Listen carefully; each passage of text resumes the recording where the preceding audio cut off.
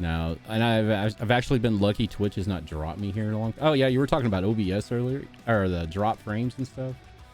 Yeah, I have drop frames all the time. It's the updates on OBS. Is that when I was ending my stream? I remember saying I only dropped like 2 or 4 frames out of like fucking 2 million or something.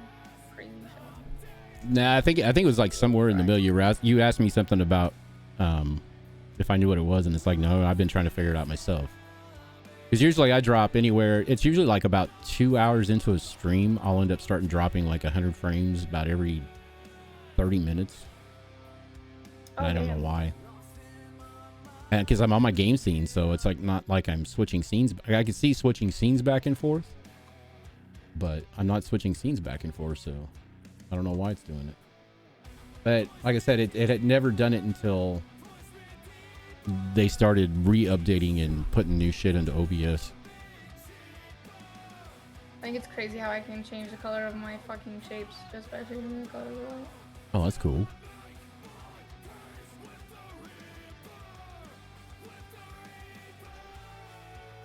Yeah, I've got somebody working on the intro song for me. Somebody I found in one of the Discords that writes songs and composes their own music, and I'm like, oh, cool. Please don't break. Please don't break. Freddie, thank you for the follow. Welcome to the doghouse. We'll be getting started here in just a little bit. I just want to make sure everything's gonna stay stable.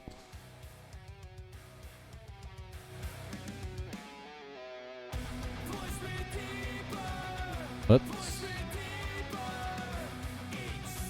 I changed that and it changed it back.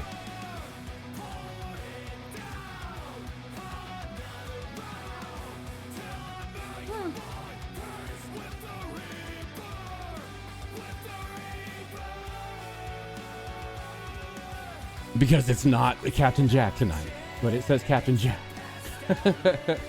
I changed all this last night. I made sure all this was changed and it reverted back. I love your logo, by the way. Oh, thank you. Yeah, it stemmed from our Fireball Friday nights that we do. I just tried to use my stream deck to put stuff in your chat.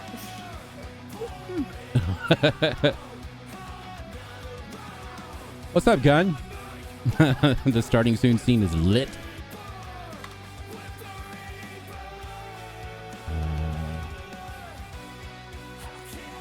Guess that really don't matter now, but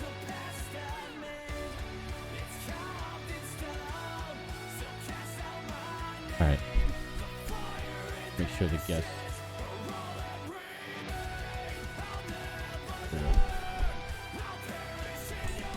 Oh God.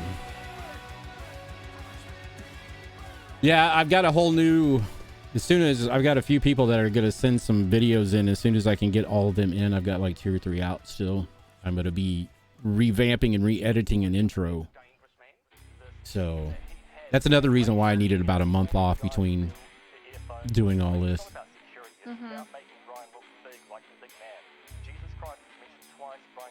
Oh God. Okay, it seems like everything's gonna stay.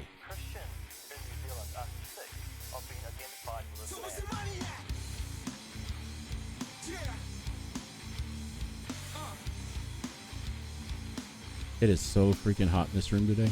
Whoa.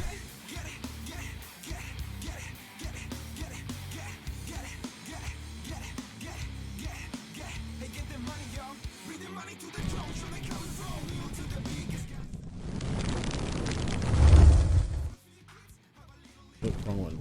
See, I told you, technical difficulties. It's always fun to have technical difficulties. What up, ladies and gentlemen? Welcome to the Doghouse Live. I am Rebel Dog, your host. At least I try to be. Anyways, I want to welcome you. Can you believe this is the 16th episode?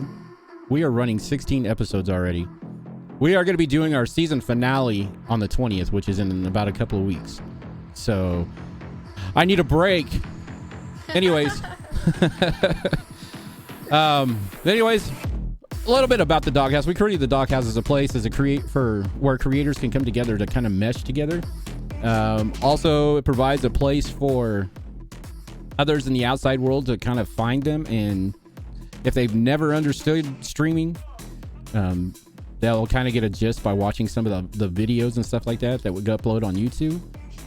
We also have the audio portion of every interview goes up on Spotify, so if you don't like to watch, you can listen. But anyways, we did this, like I said, to help find a place so they can all come together. We just in a relaxed atmosphere. It's away from their everyday routine, so they don't have to be engaged in chat. They don't have to be engaged in anything else. All they can do is just sit there and talk about themselves. So that's what I kind of designed. My vision and my partner's vision kind of is all about this. So anyways, enough talking about me. One of these days I'll get that entire intro down to where it's just like, but it's going to be a while. Hopefully by December 1st or first week of December is when season 2 starts. So, anyways, you can also find us on YouTube. You can find us on, it worked. You can find us on Twitter, YouTube, TikTok, and Instagram. Everything's the same, Doghouse Live. It's real easy to find. All you got to do is Google it, and you'll even find our website probably. Well, actually, if you go to the website, you can find everything. You can find previous episodes. You can find uploads of the podcast. You can find information about the streamers when they decide to give it to me. Or excuse me, streamers, creators. I don't know. Anyways, with further ado, tonight's guest, ladies and gentlemen, I am very honored. She's been a Mixer partner. She's a YouTuber. She's an awesome at Apex. And I found out today she is very fucking awesome at building shit in Valheim. She built an entire resort, people. Over the weekend. This girl's amazing. And I'm very honored to call her a friend. And I'm honored that she's here tonight. So we're going to get on. I'm just going to quit talking. This isn't about me. You're warming my heart right now. Oh my goodness, I'm blushing. Ladies and gentlemen, Rose Raider. Hello. Hi, everyone. To kind of kick it off, why don't you tell us who you are and where people can find you at? Yeah, so my name is Rose Raider 1, and I am under Rose Raider 1 on YouTube, TikTok, Instagram, Twitch, really anything is, I try to keep all my handles the same. Sweet. Yeah. I don't do as much content on YouTube or on Instagram. But I've got a whole lot of content that we're pushing out on YouTube now. I have a Apex showcase that goes out every Monday at 6 a.m. And then I have this really cool thing that I started doing with Apex. I'm not sure if anyone's familiar with like ALGS. I know they kind of, when you kind of watch the commentators and they commentate all the games and they spectate it. So what I'm doing is I'm getting into the game, dropping as hot as I can, trying to die. That is my main goal, is to die as quickly as possible so that I can watch as many fights. Okay. And so then I just spectate and commentate throughout the rest of the game. It's pretty exciting. I started doing it live, but my priority is always chat over whatever I'm doing. So there were some things that I missed as I'm watching the film back. I'm like, there was gold shields and they never even saw them. They never picked them up. And I didn't even notice because I was talking. And yeah. So I've decided that I really love doing that so much. I had a lot of fun and people really liked watching it. Yeah. So it's now exclusively on YouTube. Nice. So we're going to be trying to push those out every Friday. So there will be kind of like a new series, a new game and everything. And so definitely check that out. And of course, I've taken every single one of my clips, all of our awesome clips that we have from stream. I'm putting them all on YouTube. I found that technical difficulties. That's okay. We don't really get around to a lot of like watching clips. I had some amazing clips on there that on Twitch just never got any views because people aren't used to kind of searching that content. So if you're ever kind of curious as to what are the funny moments, jump scares, just things that are really crazy in the stream, definitely check those out. Yeah, I've watched some of them and they are pretty good. She's pretty good at what she does as a commentary, and I think she might even have a future in AGLS too. So ALGS. It's sort of a dream of mine. Words. Out of everything that I'm doing right now, for me as a content creator, I don't see myself as a streamer. I see myself as a businesswoman, Yep. an entrepreneur. And what I've always said from the beginning is, this may be what I'm doing right now, but I'm building an empire and I'm trying to do a lot of different things. And this is just my base that you see me building right now.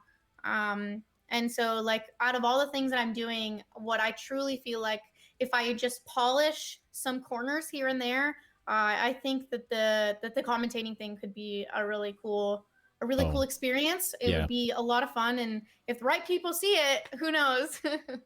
Well, yeah, like I said, I mean, even those clips and stuff like that, you can submit to them, and I'm sure because I'm sure they're always looking for commentators or at least backup commentators or something like that. So I mean, um, so yeah, no, she is very good at what she does when it comes to that. She's, like I said, I've known her probably over going close to 2 years, right?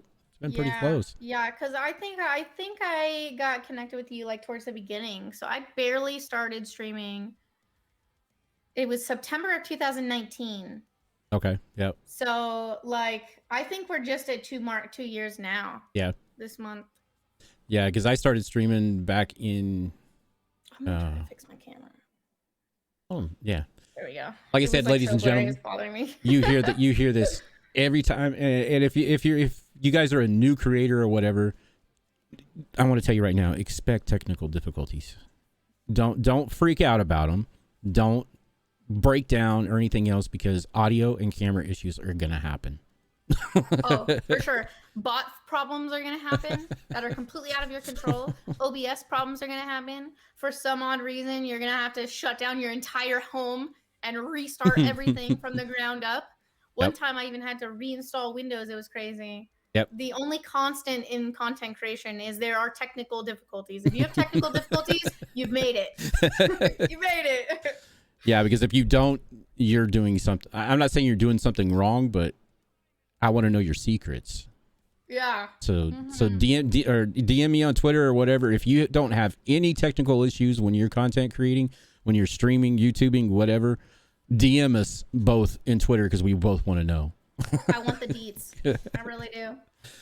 But no, like I said, I was really impressed because you told me about you had something on the back burner that you were working on when I first started this, and I'm assuming that's what it was a commentary and stuff like that. Yeah, I'll try to get in there and watch when she posts them, but sooner or later I get through there and watch most of them. You're real good at it. So like I said, I hope that's something that somebody will pick up on, and I don't know. We'll see what comes of it. We'll see. Right now I am right now I'm pushing out. I've got some stuff on the back burner, so I've got like a little backlog. And I'm navigating the world of YouTube. That's something that's new to me. Before I got into streaming, I wasn't watching streams. I wasn't I didn't actually spend 1 second in a stream of anybody's on any platform before I went live. I had no idea what I was doing. Yeah. And so like for me, I was in drop shipping and I was like my brother put a laptop on my lap and said, "Open a Shopify store." I said, What the fuck is Shopify?" And he goes, "I don't know, but you're going to learn." And I was like, okay. So, I opened the laptop and now I can confidently tell you that I probably know everything that there is to know pretty close on Shopify. And we were looking towards we had a few different stores. They were successful to the amount that they were paying what their operating costs were and a little bit more, but it wasn't products that we were super crazy about. It's not something that we created on our own. It wasn't, so we were taking other products and kind of marketing those out there. So we were kind of looking for that right niche. At the time, we were looking for streamers, content creators, to kind of advertise our websites that we had. And I was playing Apex at the time, And so, I'd get done fucking working for 3 days straight. Oh, And then wow. I would go and I'd play Apex. My brother comes in my room and he goes, "What are you doing?" I said, "I'm playing Apex, bro, dude. I'm killing everybody. I'm not very good, but, I'm trying." I was horrible when I started. I But still am. he goes, "If you're going to be playing and we're trying to find these content creators to put our stuff in front of," he goes, "why don't you just turn on a camera?" I was like, "I guess I could. I don't know. Let's go." I already had a PC. All I had to do was buy a camera. But yeah, so then my streaming career was born. It was crazy. So you started on Mixer, right? I did. Yeah. And like I said, your people, the people that are listening to this or watching the VODs back, you'll notice that a lot of my people come from Mixer. That's just because that's where I came from, and this is where the connections and the communities that I've met and grew that have fostered over into Twitch. So that's one thing. That's one thing I can say about Mixer was it was very community driven. It was very friendly to get into, and if you were a new streamer, that was the best place to be. Beam, what is this, Mixer? It is a streaming platform that we shall not talk about no more. Rip. But no. Rest in peace. Yeah. But no. I miss it. I do. It. I do too. The 2 years.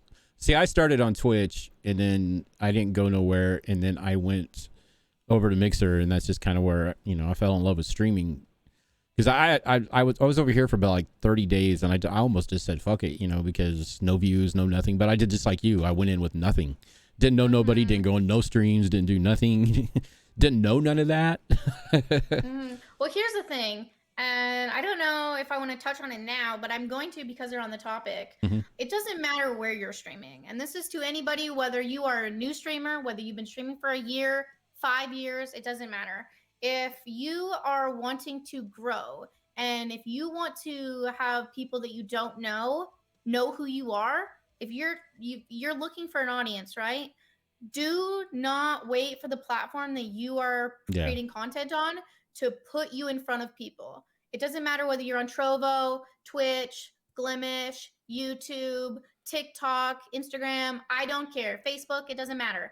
Wherever you make content, you actively need to be trying to put you and your content in front of other people. Yep. Don't rely on your platform to do your marketing for you. Because yes, we always want to talk about discoverability. Twitch doesn't have the best discoverability. YouTube's discoverability is better. That's great. But by you putting your content on YouTube, that is you actually taking control of your discoverability and doing something about it. You're actively pursuing, getting your stuff out there. You're doing marketing for yourself. Yep.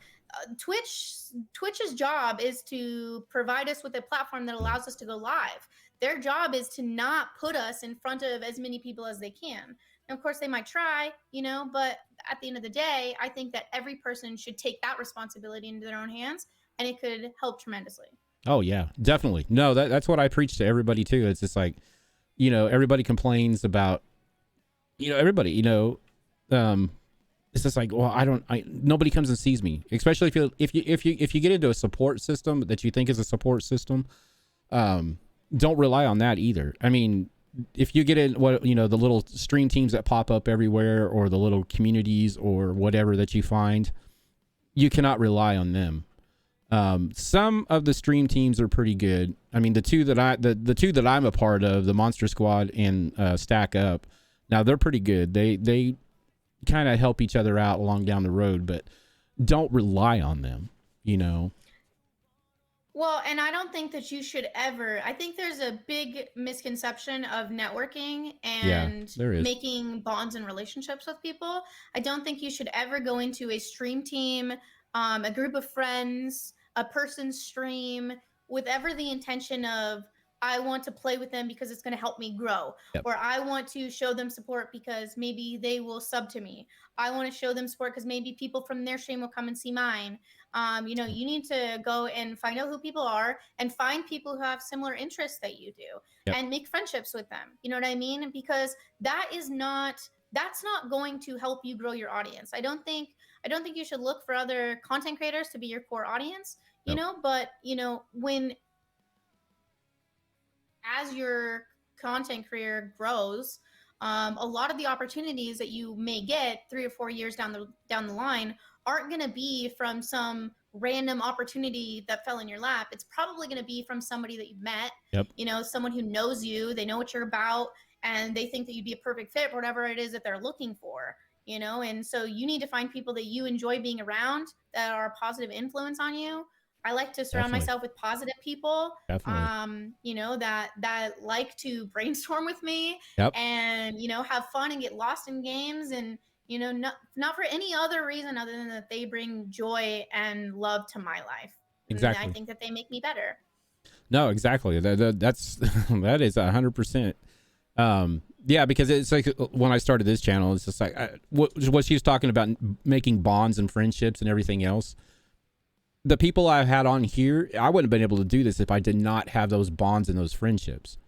You know, if me and Rose, you know, Rose didn't know me, she probably wouldn't. She goes, "No, I'll probably pass." But, you know, since we've known each other and we bonded, you know, I've been in her channels. She, you know, we talk. She's been in mine. We talk. You know, we know each other. Other than just, you know, somebody that pops in every once. Even though I'm pretty bad about getting into people's streams. Usually when I do it, it's just like a big run. But I think we understand that, though. That's sort of like a mutual understanding amongst content creators, you know? Like we do when we can, you know, we definitely have like respect and appreciation and a friendship built there. Yeah. But at the same time, you know, we are we're busting our ass. And that takes us, there's not enough hours in the day. I have no idea what sleep is. Yeah, no, I don't either. But yeah, no, that's just it. It's just like, you know, talking about, you know, the part about, let my brain catch up here. When you were talking about, you know, don't go in and relying on everybody else to do it. See, that was one of my biggest fears when I started this. Is like I was going to get all, you know, because I was going after all these creators and stuff like that. And it's like, oh, because I've had it happen before, you know, I've seen it happen before. I haven't had it, but I've seen it happen before. It's like, oh, you're just riding the shirt tails. You know, you're just trying to get them in to get their views and get their people. It's like that was such a scary thing for me. And then when I started doing it, it's just like, that's why I put it out there. It's like, this is not for me, you know. Mm-hmm. You know, I don't look at numbers. I don't, you know, this goes to show you how much this is not for me and my partner. We both agreed on this. This channel will never be affiliated and will never be partnered with Twitch. We will never monetize through Twitch on this channel. We do have a Patreon set up for people that do, you know, if they want to sub or whatever, but you don't have to. There's never going to be a purple button up there. There's never going to be a purple badge. Now, there might be a purple badge if they come to us and sit there and say, hey, we want to do this. You know, me and Kamikaze will sit down and say, hey, well, this is what you're going to do for us. Yeah, make sure that it's mutually beneficial for you to sign an exclusivity clause. Yeah. So, but yeah, no, that's one of the biggest fears that I you know, I had was that right there is like, oh, you know, you're just, you know, grabbing views. It's like, no, I'm here to promote them. I mean, you can ask Rose, you can ask anybody that's on here. I promote their channels on the Twitter. I promote their channels throughout Instagram. I promote even when, you know, doing in here. It's all about the creator. You know? I don't get on Instagram, but you've been going ham on Twitter. I got timed out the other day twice. Oh, really? Oh, man. It's like I was sitting there I was talking to Kamikaze in Discord. And I'm like, fuck. And she's like, what? And I go, I got timed out. And she goes, timed out? I go, yeah, Twitter time. I went to Twitter jail. I couldn't post no more. I went to YouTube jail the other day because apparently there's a limit on how many uploads you can make on YouTube in 24 hours. And I hit that cap. Mm-hmm. Nice to know. It's anywhere between 60 and 100. I'm not sure which one I was on because I had been doing a little bit throughout the day. And but taking the backlog of everything I have on Twitch and putting it on YouTube, I had so many clips. I have probably 300 clips to add on there. And then I have current stuff. And I didn't want to upload like a little bit each week because it might take an entire year just to get caught up. Yeah. So I was like, I've already got so much stuff. Like I have enough clips coming through from each stream that, you know, I don't really need to do that. So I'm like, well, whoever has notifications on right now, I'm very sorry. I'm not even making thumbnails for them all. What I'm going to do, this is my plan. So I'm uploading the clips because I want them to be on there. I want them to be raw. I want them to be just like cut straight. into the action of what Thank you. you like, a little snippet of the live stream, right? Nothing fancy. And once those are up, then I can go and say, okay, well, what's getting the most traction? I can look at the analytics and see what's going on. And then based off of those, I can go and make thumbnails for those clips and then kind of like push them out there again. And then if I have any really good ones, once I get current, which I think I'm just about there, I think I maybe have like one more batch of maybe 50, and then we're current. When I say current, I have 90 that my mod made me just like from 2 streams ago. So well, see, that's cool. That's cool that you've got a mod team, it's a staff basically that can help you with that. Doing that on your own, you definitely would not know what sleep was. They are awesome. They are awesome. Definitely creates the backbone for the stream. Big Boy STL is my mod, and he is a rock star. He kind of runs the show back there. And when he's not there, I have a couple friends that'll pop in and help me from time to time. But for the most part, if he's not there, I do it myself. And it's so funny. We have this running joke. Nothing ever happens when he's there. And he's there a lot. But as soon as he leaves, even if it's for like 10 minutes, somebody will come in. They'll cause some crazy stuff. I'll have to like ban someone will get timed out. Like I never have to ban anyone. Like Big Boy always says, he goes, I literally have nothing to do. There's nothing to do here. What am I supposed to do? You want me to mod for you? I gotta shout out a few people. Okay. And so then he leaves, and I was like, you're not allowed to go anywhere, because when you do, it's like everyone knows you're leaving. So now he messages me in secret, and he goes, I'm leaving, but I'm not telling anybody so nobody freaks out. No, that's pretty sweet. Just a little break. Joey, Jurassic, and Freddie, thank you for the follow. Justy.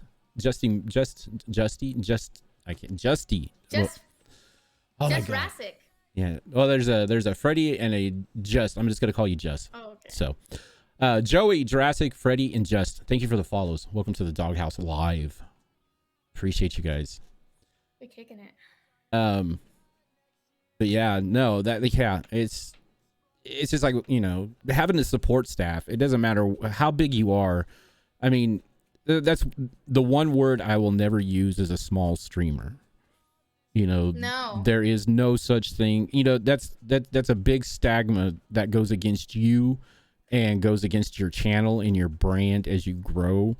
If you use that, if you go onto Twitter and you see all these people using 90,000 hashtags, small streamer this and small streamer that, to tell you the honest to God, tell you the honest to God truth, it's not even getting you nowhere, because Twitter shadow bans the tweet after 3 ats or hashtags. And did you know that even if you don't use a hashtag, like let's say I'm making a tweet, I'm gonna post a picture because I had a high score. Let's say I got a 20 kill bomb on Apex, and I'm like, I gotta share this on Twitter. If I just type regular words like normal Apex, and I post that tweet, no hashtags or anything. If someone were to go to Twitter and go to the search bar and type in the word Apex, my tweet will come up just as often as if it would have had a hashtag Apex. Yep. The only thing the hashtag does on Twitter is it makes it blue and it makes it clickable in some way. But it's really not necessary. I think hashtags is more of an Instagram thing. Yeah. And not so much as a Twitter thing. And I think those two lines get confused when maybe some people don't understand kind of how to use it. If you do ever are looking for something, let's say you are looking for Apex, you can go into the search bar, type in Apex. Don't look at I have Twitter pulled up literally right here. So hi, Battlescar. When you if you're on the PC and you go to Explore and then type in Apex, you're gonna have top and latest.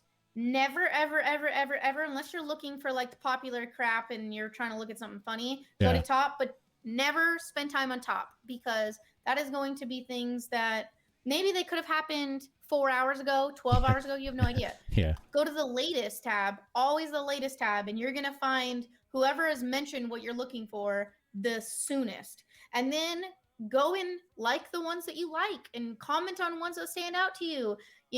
Post a GIF if something, speaks to you and it makes you think of something. And you never know when that person is going to look at you and be like, hey, we have something in common. You might find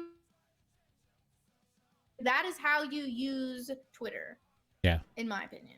No, and that's a good thing because I mean, there's been a big deal about, is Twitter dead or whatever. It's like, no, Twitter's not dead. It's just like you said, it's how you use it. There's certain, you've got it. It's funny. And you could do this. All you got to do is just turn notifications on your phone throughout. Just do it one day. Do it like on a Monday, Wednesday, and a Friday, those 3 days, and sit there and just pay attention, turn the alerts on to where you can hear them, and just wait for whatever time zone you're in. Wait for your alerts to just start going nuts. When your alerts go nuts on those 3 days, do it for like 2 weeks and see if it's pretty much the same. And if it's the same, then you know when to post your tweets. Post them right before that time frame. Because what's going to happen is when people are waking up and they're coming on Twitter to start checking their socials, doing their stuff, doing their business. Because mine starts around 10:30, 11 o'clock on a daily basis. My Twitter just goes freaking haywire. And then it'll go haywire again around 3 and 4. So that I usually try to get a couple of posts in like around 10:30 and 2 o'clock. That way they're sitting there when people come on, it's there. And so far, I mean, I don't know. I mean, if you look at the analytics. That's the best way to do it. That's the best way to do it. That's what we were doing when I was just about to push out ads. I was paying for Facebook ads for Mixer. And me and my brother had spent 11 hours getting a bunch of content and setting up a bunch of stuff that was going to be sent out an hour before my stream. And then I was going to run it for 4 hours and then just see what it did. And then literally the day it was going to start was the day they dropped it on Twitter. And I called up my brother. I said, can we stop it? Because I'm not paying to push people to a website that literally says, we're leaving. every single stream is not live, but they're live at the same time being like, this is where I'm moving to. I remember that. The graveyard. That was the end. Yeah. It was like walking into a graveyard. It really was. You click on Mixer and all you seen was these streams and they're going, we're not here, we're here. We're not here, we're here. And it's like, or we're not coming back. I've even seen some of those, we're not coming back. And coming back for what? Yeah. They're not. Some people are like, you're not actually leaving, are you? And I'm like, where would you like me to go? The sidewalk? Like, I can't stay. What do you want to let me? I do give kudos to the ones that ran it down to the very last minute. They were on when Mixer pulled the plug, but no, it's I mean, like she said, networking isn't about just finding people and saying, hey, it's about bonds, creating long lasting friendships. I mean, and you'll find, it's like I said, everybody that I've known here, I've been friends with. I have met new friends along this journey, but for the most part, most of the ones I've been here that are here, I've known for about 2 years, 2+ years, and we interact in our own way through Twitter or through, Instagram or chat, get into each other's chats. But that's just the best way to do it. And because when you say network, it's just like, because I hate that word. I hate that word. I cringe when I hear the word networking. It's like, because a lot of times, especially if you're a new streamer and you say network, unless you've been in some type of a business atmosphere, you have no clue what that word means anyways. No. And I think calling yourself a small streamer almost like puts a crutch on it. Yeah. Almost like, and I think it's also a mindset. It is. I don't think I've preached this from day one, even when I was streaming and I had no idea what I was doing. People are like, oh, you're a small streamer. And I was like, no, I'm not. I'm not a small streamer. And they told me, I was like, I'm going to get partnered. Well, this is why I got partnered. This is a fun story. So Cycle Plays, love him to death. He was one of my very first streams that I fell in love with. And I loved everything about it. And he was spitting off some tips and tricks and stuff, and I saw this bot he was using, and it was called Beatbot. Yep. And it was after he got the cool mix play section, and I was like, this right here. I love finding new shit, and I love bringing it to people. I love showing people. I get really excited. I get really passionate about like the littlest things. So when I find something that's super unique that I think other people would really, really love, I love to like just inform people of it. Yeah. And so I was like, I need this. So I was like, how do I on Mixer to get it? I was like, okay. I think I'd only been streaming like 2 months. And so I was like, okay, well, I'm gonna get partner. And they're like, I wouldn't apply. I was like, well, why? And they're like, well, because you're probably gonna get denied. Everyone gets denied the first time. And I was like, well, not me. That I'm not everybody. Yeah. And so many people just told me so many discouraging things, trying to get me not to do it, all these horror stories. And long story short, I applied first time, got it first time, from nothing to 5 months later, had it. Yeah. And so like, you are only as small as your brain. If you tell yourself you are a small streamer, you are putting a wall up in front of you that you can't break. Like, you have to think that you are very well capable of every other person, and you just have to find out what it is that you love. Like, not necessarily like what your niche is, but what is it that brings a smile to your face? What is it that, makes you giddy? What is it that really brings your personality out? What game is it? And when you can be vulnerable like that in front of people, in front of a camera, I think that's really what it is. I think that makes a huge difference. And you just gotta, look to the sky. Sky's the limit. No walls. You got this. It's just like just like I posted today. It's just like there's one word that can either that destroys us and it makes us, and it's called attitude. If you have a positive attitude like she did, it's like nothing's going to stop me. I'm going to get it. That is a positive attitude. If you go in with that positive attitude and just have that in your mind that's what you're going to do, sooner or later you're going to succeed. You might not succeed the very first time, but just because you don't succeed the first time doesn't mean that it's not going to happen the second time. So, and actually failure is like the biggest training tool of them all. You learn from it. And now if you learn great things from it. Now if you don't learn from failure, that's your own. Repeat it. Yeah. You're going to keep repeating it and repeating it, just like you're just going to keep hitting that brick wall.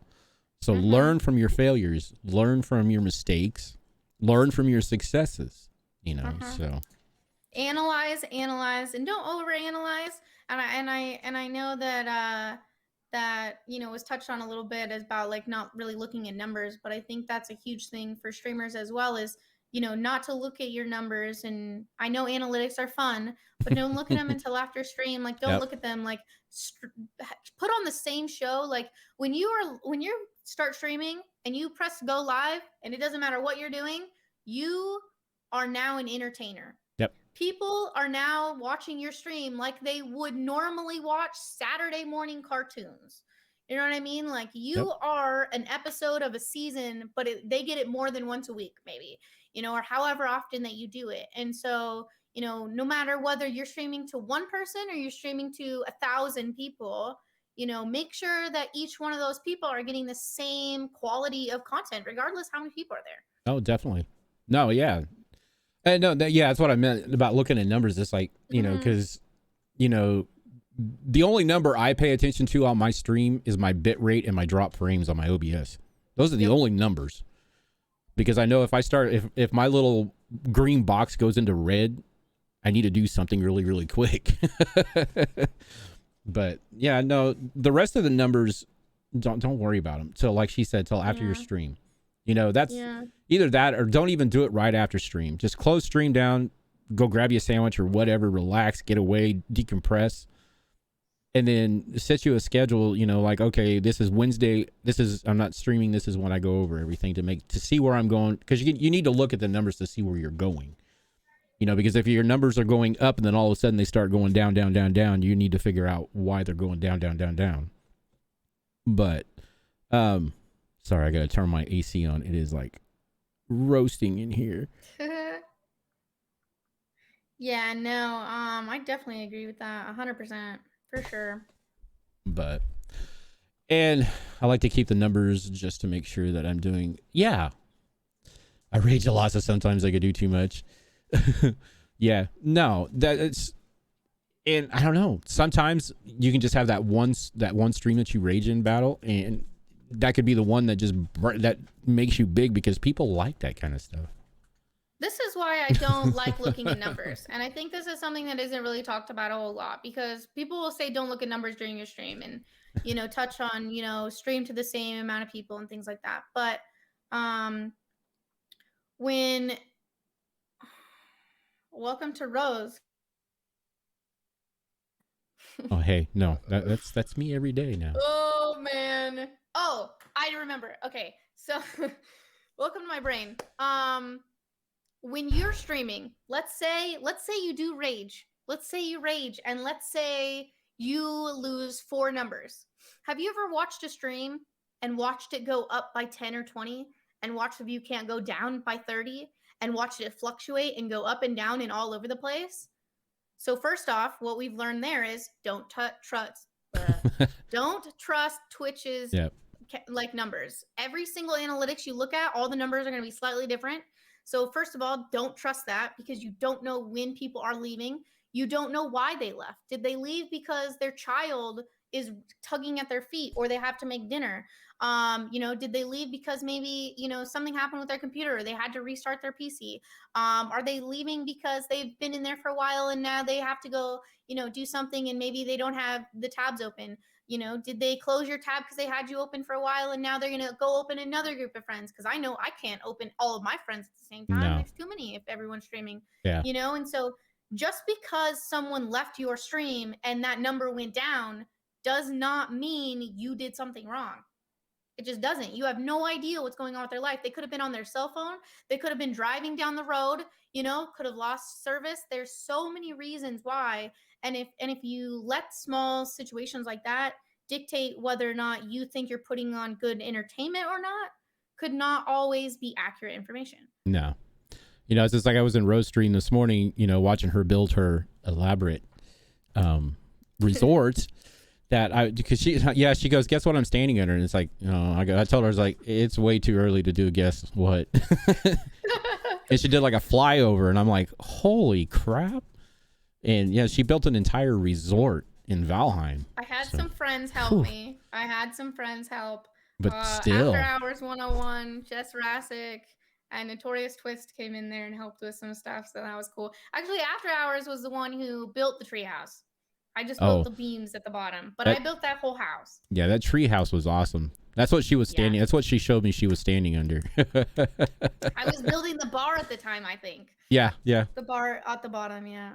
So, but no, and yeah, that's just one of the things, because I've, it's like I was on my mobile this morning, so it's like I told her, because I know I was getting ready because her screen was cutting out, so it's like, all right, I'll be right back. I got to go do the work thing. I'll catch you after a while. And I just never got back into a point to where I could get back into stream. I saw her, I think, as she was getting ready to get off, but and that's just me. And that's it too. That's another thing too, is like, you got to realize it's like people, like me that work during the day and stuff like that, that's usually the only thing we have. Cause I've had people like, well, pull us up on the computer. You can pull a tab up, can't you?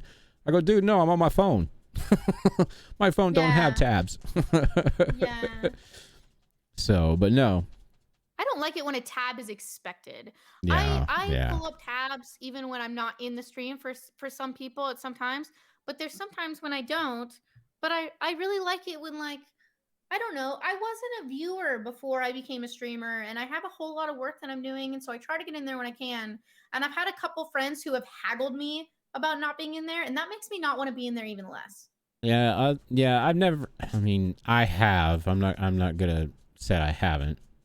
But yeah, when you got people sitting there getting on you, sometimes in a not very polite way about not being in their streams, yeah, it makes you not want to go back.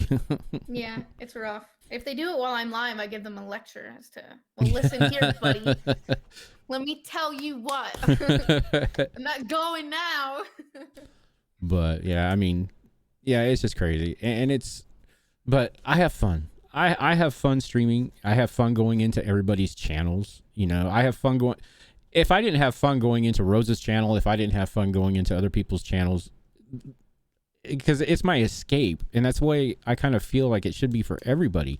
You need to make your channel an escape from the normal realm of work, life, just everything. That's why I go into streams. So that's why I have like strict rules on some things, because I want my stream to be a place where people can come and let go of whatever it is that they have been dealing with that day. I don't want, things to be brought up in chat that's going to trigger something for someone, you know, something they don't want to deal with. I really like playing, like with Valheim playing soon, or Apex. I very much get in those games. yeah, And it's kind of immerse myself in them. And I could be there for 20 hours and only think 5 hours have gone by. yeah, And so, I know I've been trying to run ads on my stream, not because I want to run ads for anybody, but because I'm trying to understand the way Twitch works in when someone raids me, is the people who are not subscribed to me immediately after a raid, are they getting an ad? And well, that would be really cool if as soon as they raid and they come in, they actually hear what it is that I'm saying. Because by the time maybe the ad's over, I've already done talking. yep. So what are they actually seeing or not? So I'll try to do that, but I will get so lost in what I'm doing, I never run the ads. Yeah, I need to do that too, because I never, yeah, that's a good point. I never realized. I mean, it's one of those thoughts that's like back in my mind. That's what happens, but it's never something that, it's because not a fun thing to do though. Yeah. I mean, you know what I mean? And I know it really sucks for this channel because y'all are getting ads like left and right probably, but because I don't have the immersion out a little bit. But and I hate to be like, well, if you sub, then you don't have to watch ads. And it's like, I just wish we didn't have any. Have you seen the new ads? The banner ads at the bottom? There's new banner ads, and it just makes your. I like those. Those, Get rid of the whole full pre-rolls. You can put as many ads as you want on my fucking stream. I don't care. Just get rid of the big ones. Yep. Yeah, I think be all for the little ones. And hopefully that's what they're testing it for, because I think they've had enough. I hope so too. I think they've had enough complaints about people losing their. Well, because I mean, your deal goes all the way up into the top corner, but it's like nobody really realizes when you go to, because the stream goes in the top corner of the chat, but you don't have audio, so all you're doing is watching. That's only for partners too. Yeah. Oh, is it? I think so. Oh wow! I've never seen it on affiliate. I've only seen it on partners. Yeah, I've never paid. I just remember going into people's chats, and they could have been partners too, that their deal goes up at the top corner. But it's something special, because I don't know if you've ever done it. We did it a little bit when we first moved to Twitch, just trying to plan it out. If you have Amazon Prime, you can stream Prime Video. Yeah. On stream. Yeah. But you have to use Twitch Studio, and when you do it, it makes your main box the show or movie, and then it puts you up here in this small little box. Yeah. Just like automatically. So it can't be that hard to do. So I think it's just something that they just get. Yeah. Well, it's I can understand. It's like, that's how they make their money, is off the ads. It's the reason why the streamer doesn't make shit off the ads. But unless you run 30,000 ads on a stream, a day, that's the only way that, unless you have you're a partner and you have a partner agreement for the split, that's the only way you're going to make money off of ads. I don't even see the ads. There's not enough ad revenue to do anything. It's really the only idea behind any types of ads is trying to run them just so people don't have ads. Yeah. Like, at least let them come and spend time for, I don't know, 5 or 10 minutes before an ad is ran. Because if it's immediately when they get there, they never even. You know how many streams I haven't gone into because I'm like, I'm not watching that ad. Oh yeah, I pass by. It's like if I click on him and if I click on a stream and automatically get an ad, unless it's somebody I know like you or somebody else that I normally go into.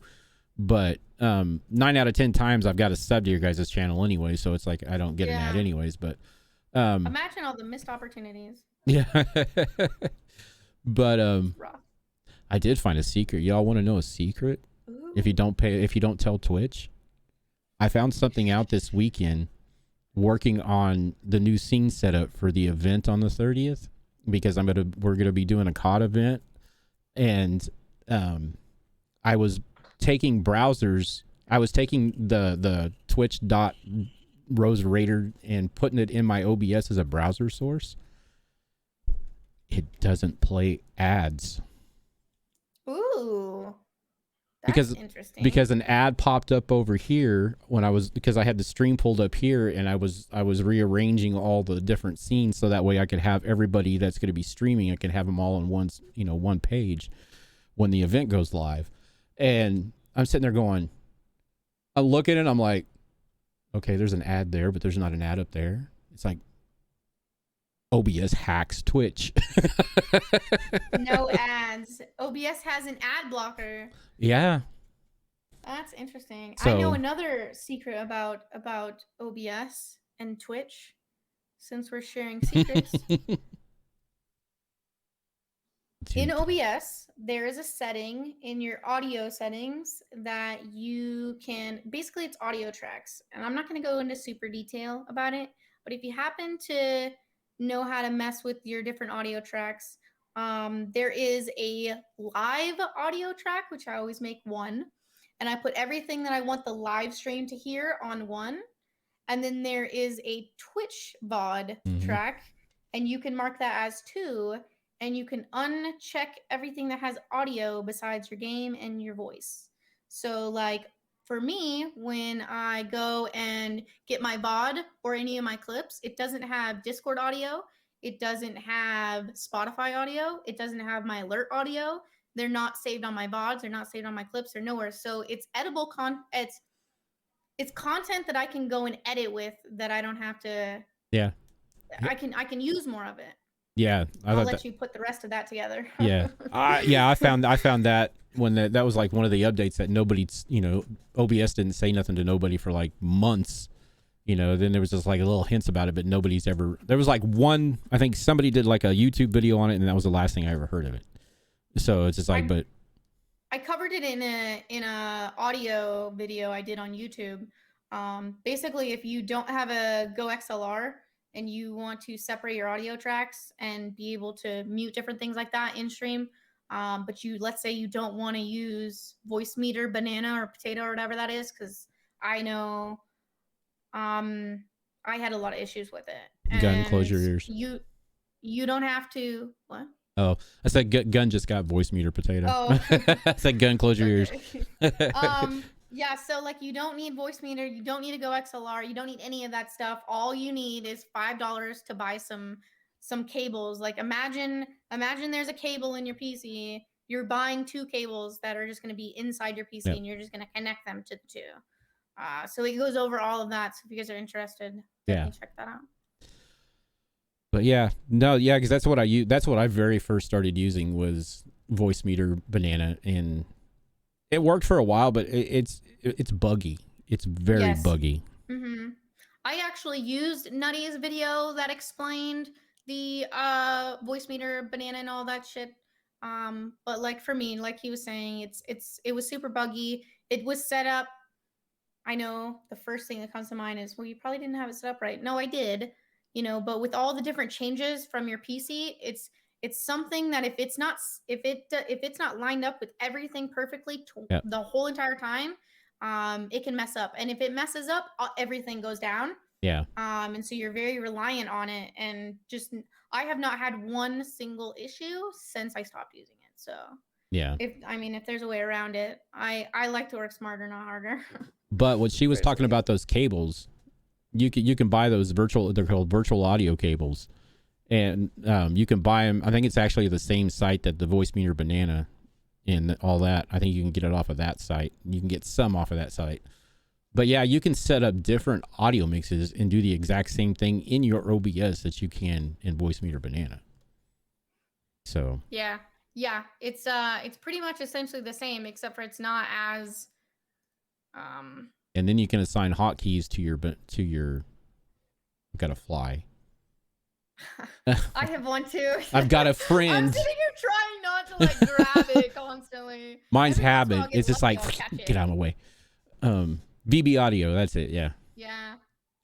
But yeah, you can set up different tracks. Like she was talking with the track setups, you can set those up to different sliders in your audio mixer on your OBS as well. You can. So I have a video that walks through step by step everything you need to do from zero to finished, with a few other things thrown in there in between. And if anyone is interested in having a one-on-one, maybe you don't learn very well from watching a video, and you're better with like one-on-one, someone getting into Discord or something in a call and sort of walking you through it, or even maybe screen sharing and doing it for you. I do have a 2-hour session that I have for sale for $25, which I think is like a killer deal for. Oh hell yeah! Ask Big Boy in the chat or Jess what you might get from that. But I think there's a lot of value in it. I think that you'd be very surprised. I could teach you some tricks, get everything set up for you. So yeah, so just in case you're interested in that. Yeah, $25 is really because some of the other everybody else charges like. Because you get the whole damn, you got to pay for the whole class. Which a lot of times I've seen it's like $400 or $500, and it's like, what the hell? Yeah. So, but yeah, that's a good deal. Have you seen my Pillar page? Pillar? I don't even know what Pillar is. What is Pillar? So Pillar is Pillar is amazing. Pillar is a place that from the outside may look like a link tree of some sort.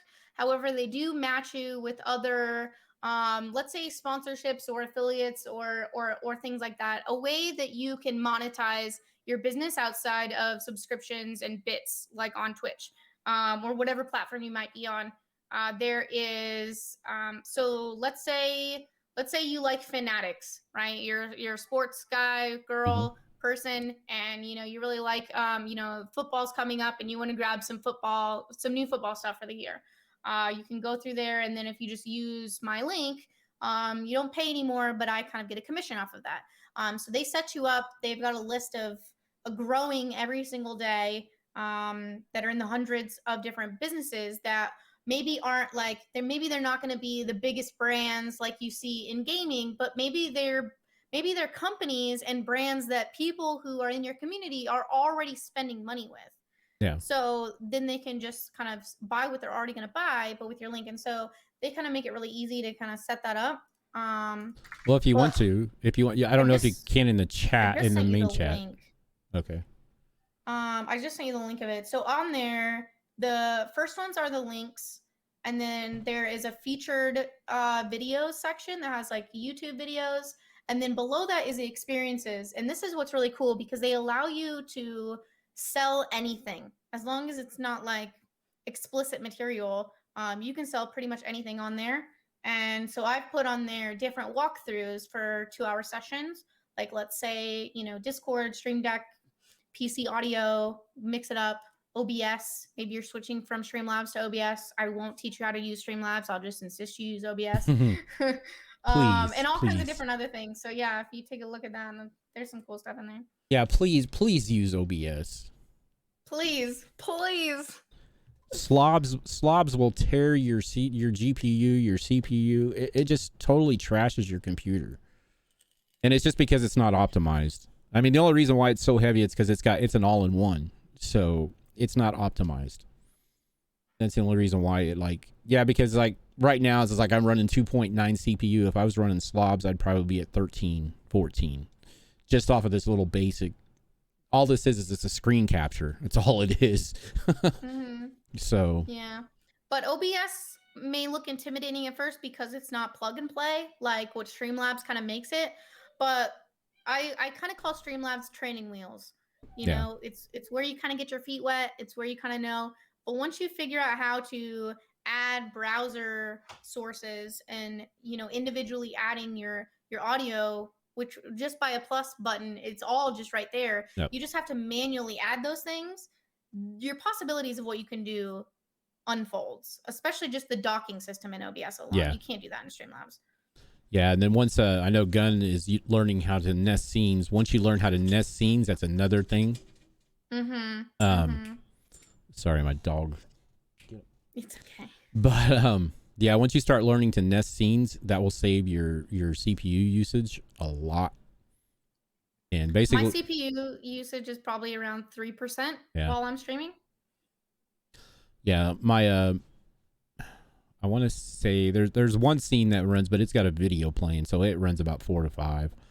But And I try to optimize the videos down as much as I possibly can. But yeah, and that's another thing too. If you use videos in your stream and stuff like that, I mean, Premiere Pro or something, even some of the free ones, make sure that you get, some of them might have like a setting for a Twitter to optimize them to Twitter. It gives you the same resolution and the same definition, but it just shrinks it down so it'll fit into Twitter. And that's what I use on all my videos. I can shrink, if I use the Twitter setting in my Premiere Pro, I can shrink down like 100 and some megabyte file down to like 3 megs. That's good. That's good. Yeah, because you're limited. But no, yeah. And I love the quality. The quality can be an amazing video, and you put on Twitter and it goes and dies. Yeah. I'm like, it doesn't look like this. Why do you do this to me? But yeah, a lot of clips and stuff like that too were that way. I wish they had. New Worlds though, those are clean. Are they? Yeah, their videos. If you go and look, I don't know. They must have the cheat codes. They get all the crispy, clean videos. Huh.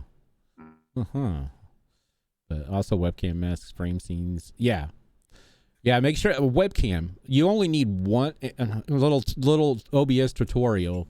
You only need one scene for your webcam. If you're using multiple scenes with your same webcam, you only need one scene with the source for your webcam in it. And then when you go to do that scene that's going to have your second webcam in it, all you do is add the scene that your webcam, I know it's kind of confusing, add your scene that the webcam is in as a source in that scene that you're using. There's a lot of scenes and sources going on here. But yeah, that's what's called nesting. That will save one.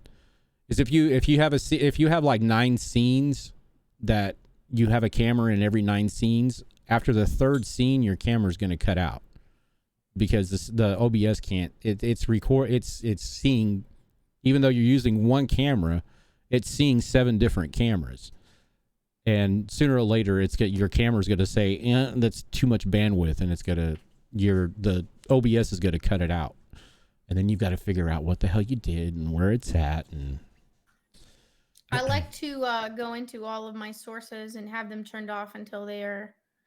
I know it says there might be a delay, but I've never noticed a delay. So anything that I can possibly turn off until activated, because if you think about how many scenes you may have, there's probably some stuff on there. Like, let's say your starting scene screen. If you've got a lot of cool stuff on your starting scene screen, there's animations and there's things that are popping up and doing this and that, especially web browsers. When you're docking those. Yep. It can get overwhelming, but if you shut them down until it becomes active, it cuts down on a lot. Yeah, just for the entire Doghouse Live section, I have 22 different scenes that I use for different things. I would get lost. I use separators. You can put a scene in there and put like a ... and then what it is, and then ... and that use just that one as a separator, and then just go below it. But yeah, no, yeah. So far it's been working for me, but no, and with the event coming up on the 30th, I'm getting ready to add 10 more scenes to it. So I'm gonna really see how good OBS is. Overdrive. Whipping into overdrive. So yeah, no, that's. At least you have a dual PC setup though. Yeah. So I mean, that'll help. Yeah. If I didn't have a dual PC setup, I wouldn't be able to do half the shit I do anymore, because my computer would go, screw you. We're shutting down. Who's been there? Your imagination and ambition is much larger than what your PC can handle. I've been there many times. I was like, what do I need to do? Yeah, running it in admin. Yeah, you can run it in admin, but it's still going to, if you overload it, if you're overloaded on one PC, your GPU, unless you have a monstrous freaking $3,000, $4,000 computer, it's still going to end up lagging or crashing somewhere down the road. Better running it on a Mac, but that is true. MacBooks were made for graphics. They weren't made for streaming. So MacBooks? Yeah, I mean they are now, What is that? What is this MacBook you talk about? I don't know. Um, I had to use one time, and it was scary. oh, they are. I used to run graphics for a newspaper um, years and years ago, and that's what we used was the old Apple Macs. And yeah, you're talking about the Macs now are almost like PCs to me, but back then, looking at the Apples, because that's all they used, that's all they could be. Because back then, when I was doing it, Apples did not, or Macs did not connect to the internet. They connected to the your intranet. You could set up a intranet and you could go between computer to computer real easy. But as connecting to the internet, they didn't have internet capability because that's not what they were designed for. So Apple's come a long way in the last 16, 17 years, 18 Their years. phones, they should stick to that. Yeah. Even though the last 4 have been exactly the same. Yeah, they don't do much. It's just kind of like the iPhones now. All they do is just upgrade the camera in them. That's it. Yeah. It's the exact same thing. But, well, tell us a little bit about how's your transition been from Mixer to Twitch?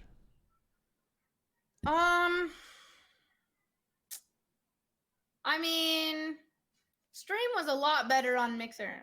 It really was. I feel like as far as like, I don't know, momentum wise, community wise, not that I think everybody's great, but I think that from people coming in, and the vibe that they had also, being at Twitch, it was really kind of crazy when Mixer people came to Twitch because mm, people didn't like, you could go and watch streams and they wouldn't respond to you. And I think Yeah. that, they also had shorter streams, and when Mixer got shut down and we all went over there, then you had, streamers pulling 10 hours, 16 hours, and they're like, what is happening? Like, they're actually talking to chat. I would get people come in there like, you're actually going to speak to me? And Yep. so like there's a huge learning curve. There was a huge kind of pulling everything on top of it. Throw COVID on top of that. Yeah. So it's been a rocky road. We moved to Glimish, decided not that wasn't our speed. So we've tried a lot of different things. I would say that me as a content creator, I've definitely grown, and through all of it. My stream does, I don't think necessarily reflects everything Yeah. that is done on the backside. But I think that it's just going to take a little bit more time. um you know it's rough out here. It's rough. No, it is. It is. Um, well, the one thing that, I think a lot of people have come to the realization is that, people that were pulling in 300, 400, 500 views on a nightly night on Mixer, and they're doing the same thing over here. They're doing the same thing over here that they did on Mixer, but they're only pulling in, maybe a quarter of that. They get really, really frustrated with that because, one, they watch the numbers. Two, the thing that I look at it as is that the numbers over here that you get, I'm going to say probably 85 to 90% of them, they're true. They're true viewers. Which, what I mean about Except that, for the 500,000 bots that are floating around. well, yeah, that's true. But lucky, knock on wood, on this channel, Kamikaze runs a script on it once a week, so she gets rid of anything that comes through that's not supposed to be here. But anyways, it's like, because Mixer's numbers were inflated. I mean, you can see that now. I mean, just for the fact that you could pull 30 tabs up and all 30 views would count. And over here, Twitch's analytics or Twitch's AI doesn't see, it only sees 2 tabs. And you've got to refresh every 30 minutes or it drops you, or it doesn't drop you, it just throws you into the chatter list instead of the viewer list. See, and that's why I don't trust viewer numbers either, because, I don't, when I'm watching someone stream, I may not speak in there for a few hours. You know what I mean? If at all, and I'm still watching it, but I probably don't count as a viewer. I probably don't count at all. And that kind of sucks, for them, because I am enjoying their content. Yeah. So that's why for me, like if you were to base numbers, here's the thing though that I want to say in defense of inflated numbers on Mixer. How many people watched my stream when I was streaming on Mixer that don't watch it now? True. Actual real people. There was a lot. I guarantee you over half of my community has not seen me since I left Mixer. And why is that? Maybe because they all watched it on their Xbox. You That know, is they true. don't want to come to Twitch. They don't want to do all of that. I went and streamed on YouTube one day.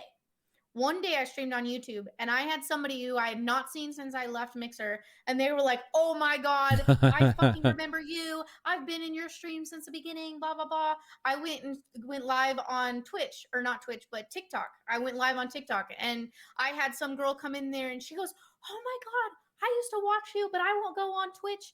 And so I'm so glad this is the first time I've seen you." And that was like just like a couple months ago. Yeah. And so, there there's a large amount of people that I think didn't follow people. You No. know, you may have a community that supports you. I am very very grateful to have an amazing support system behind me. But that's another reason why I don't base my stream doing based on, I don't know. I think that overall, my career is where it needs to be. I'm laying down the foundation that I need to be able to lean onto. That is going to, so when opportunities come, I already have things in place that is going to help me get to where I am, building blocks. That has nothing to do with viewer count. Like if you go and base my stream off of viewer count, you're going to be very wrong. And Yeah. you're like, I if you look at it that way, I really don't know. Do we get as many follows as we used to? No. But do we get a lot of returning people? Yeah. Do they spend the whole time there because I stream 16 hours? No, Oh, they don't. So is my average viewer count all where it should be? No, because people come for 2 hours and they do this. As yeah. people leave and come and stay, and so it's hard to judge it by that. Oh no, big. I'm sure that's probably the reason why that you only have a 30-minute that you have to refresh every 30 minutes, because as soon as you refresh, if you're not subbed, you automatically get an ad. Yeah. So See, I just think they're about their money. yeah, I think I can almost 100% guarantee that's the reason why you don't stick after 30 minutes. Mm-hmm. And don't get me wrong, I'm not saying the viewers on Mixer were not fake. When I'm talking about inflated, it's just like, I mean, you could open up multiple browsers, and if you had all, like, say, because I got rated when I was on Mixer one time. I was on a Sunday morning stream just kind of chilling out, and I got rated by somebody that, the number when it came across the raid said like 159 viewers, but after everything settled down and I looked at my view count, I was still at the 10 that I started before he got there.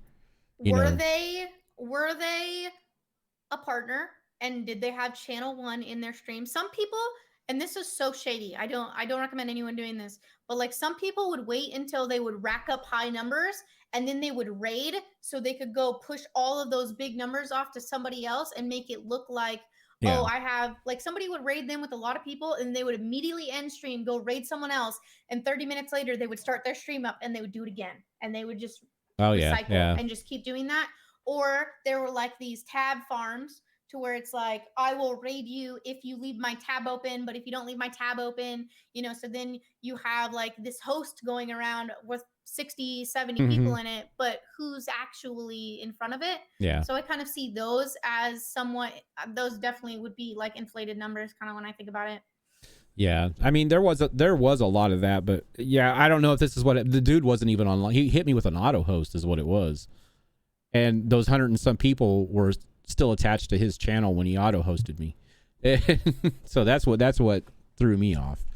But no, I'm, like I said, views don't count. I mean, views count, but you just gotta have fun in your streams, just plain and simple. You just gotta have fun, because it's like I tell everybody else, this camera don't lie.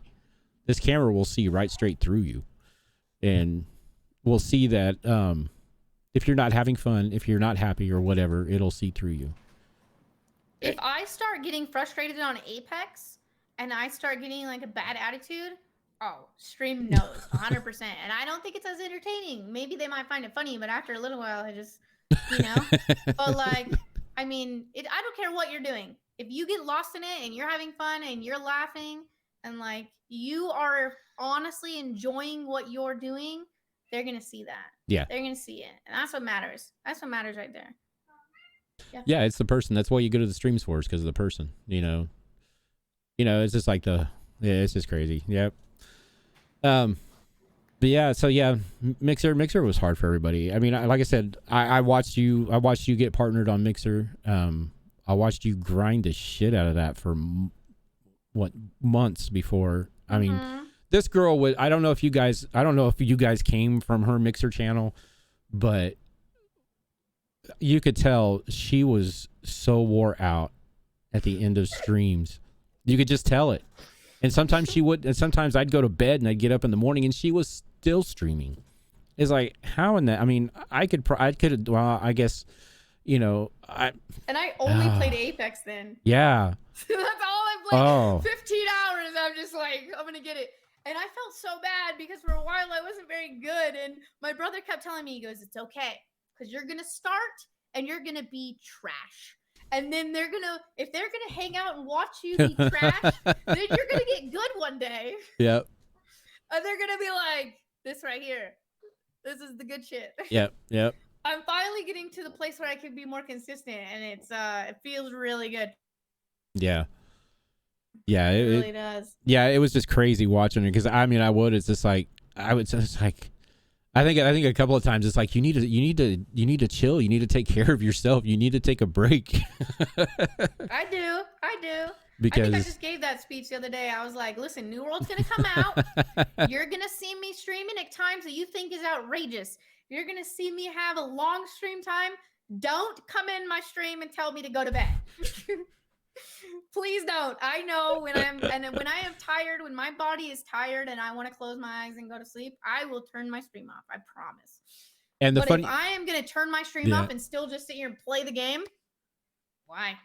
Why not just leave it on? And the funny thing is if you've got a good stream going, and what I'm talking about a good stream, you've got a good game going, you've got friends you're playing with, your chat's rolling, everything's just going great. Yeah. Time stops. It does. You have really freaking, you don't know how many times that, same thing with her. Is just like, that's the reason why I started a talk show, because we would end up playing a game, get tired, going to chat or playing the game. And we stayed up for like 4, it's one of these things like, okay, we're going to stay on for another hour and then we're going to bed. Well, 3 hours later, we're still up. I always knew I was in trouble because on the weekends, my friends from Scotland would come in and she goes, why are you still up? Because it's a 7-hour time difference. So it's like when I'm supposed to be off, she's usually getting up to go to work. And this was like 10 a.m. her time. She goes, I'm getting ready to stream. Why are you still on? So it's just like, it's like that TikTok thing. It's like, oh no, I fucked up. That's funny. But yeah, no. Yeah. If you can get into a stream, 5 hours feels like one. Yeah. Well, there's the very first VOD or the very first Fireball Fridays we did with this channel. It was supposed to be an hour and a half interview. It was supposed to be Kamikaze's, my partner's interview. And before we partnered up, and it ended up with her accepting the partnership, and then it ended up like going from an hour and a half to, I think the VOD was like 7.25 hours. And yeah, and I was drunk as shit off of it too. So, because we were, like I said, Fireball Friday night. Friday nights, every Friday night we have Fireball Friday night. So, tomorrow night's gonna be fun too. But a little plug. Anyways, but yeah, no. Definitely want to check that out. Fireball used to be my drink. We're doing we're doing custom COD drinking. We're doing custom drinking COD tomorrow night. At least it's COD. You can just mindlessly shoot and just kill people. That's what I would do at the end of my stream. Is I'd play Apex, and then when I got too tired, I would just turn COD on. And I would just sit there and read chat, and I would play multiplayer. And so I die, and I'm like, okay, all right, well, we respawn and shoot some more. Oh yeah, we're doing this. Oh, I died. Oh damn. Exactly. COD and drinking don't go together. Oh, we're gonna find out. the wall starts shooting. Yo, that's mushrooms, bro. Yeah, I was gonna say that's a little harder than fireball. But That's anyway, yeah, because if the wall starts shooting at me tomorrow night, I just give up. You know. if, could you imagine? Oh, that'd be funny. But so who was your biggest influence when you said Psycho? Was that the one that influenced you into start streaming? No, I wasn't influenced, and that's a funny thing. I have a different story than most that I hear. Like I have a few people that I like what they do. I like Cycle Plays. I like Angry Spexkin. Mm-hmm. And I find a lot of enjoyment from watching their streams. And I can like pull inspiration from them. But when I first started streaming, I didn't, like I said, I had never watched a stream before. I had never been on Twitch. I had never been on Mixer. I didn't know what they were. I didn't know who Ninja was. I didn't know. I played video games my whole life, but I never really played them on a PC. I played them on a PlayStation, like PS2. I usually had discs. Yeah. Playing them online was something new to me. And so, I wasn't even in the gaming land. I'm an entrepreneur. I've worked in, I'm sure, move my microphone. I worked in business and finance for 10 years, in sales.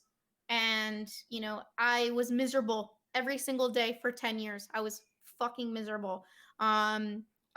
There's so many things. And for me, I've had a few jobs where they weren't just that get you by. These are career jobs that some people would kill to have. And they would stay at that job and they would retire in that job. I've had probably 3 or 4 of those, and I have Yeah. left them.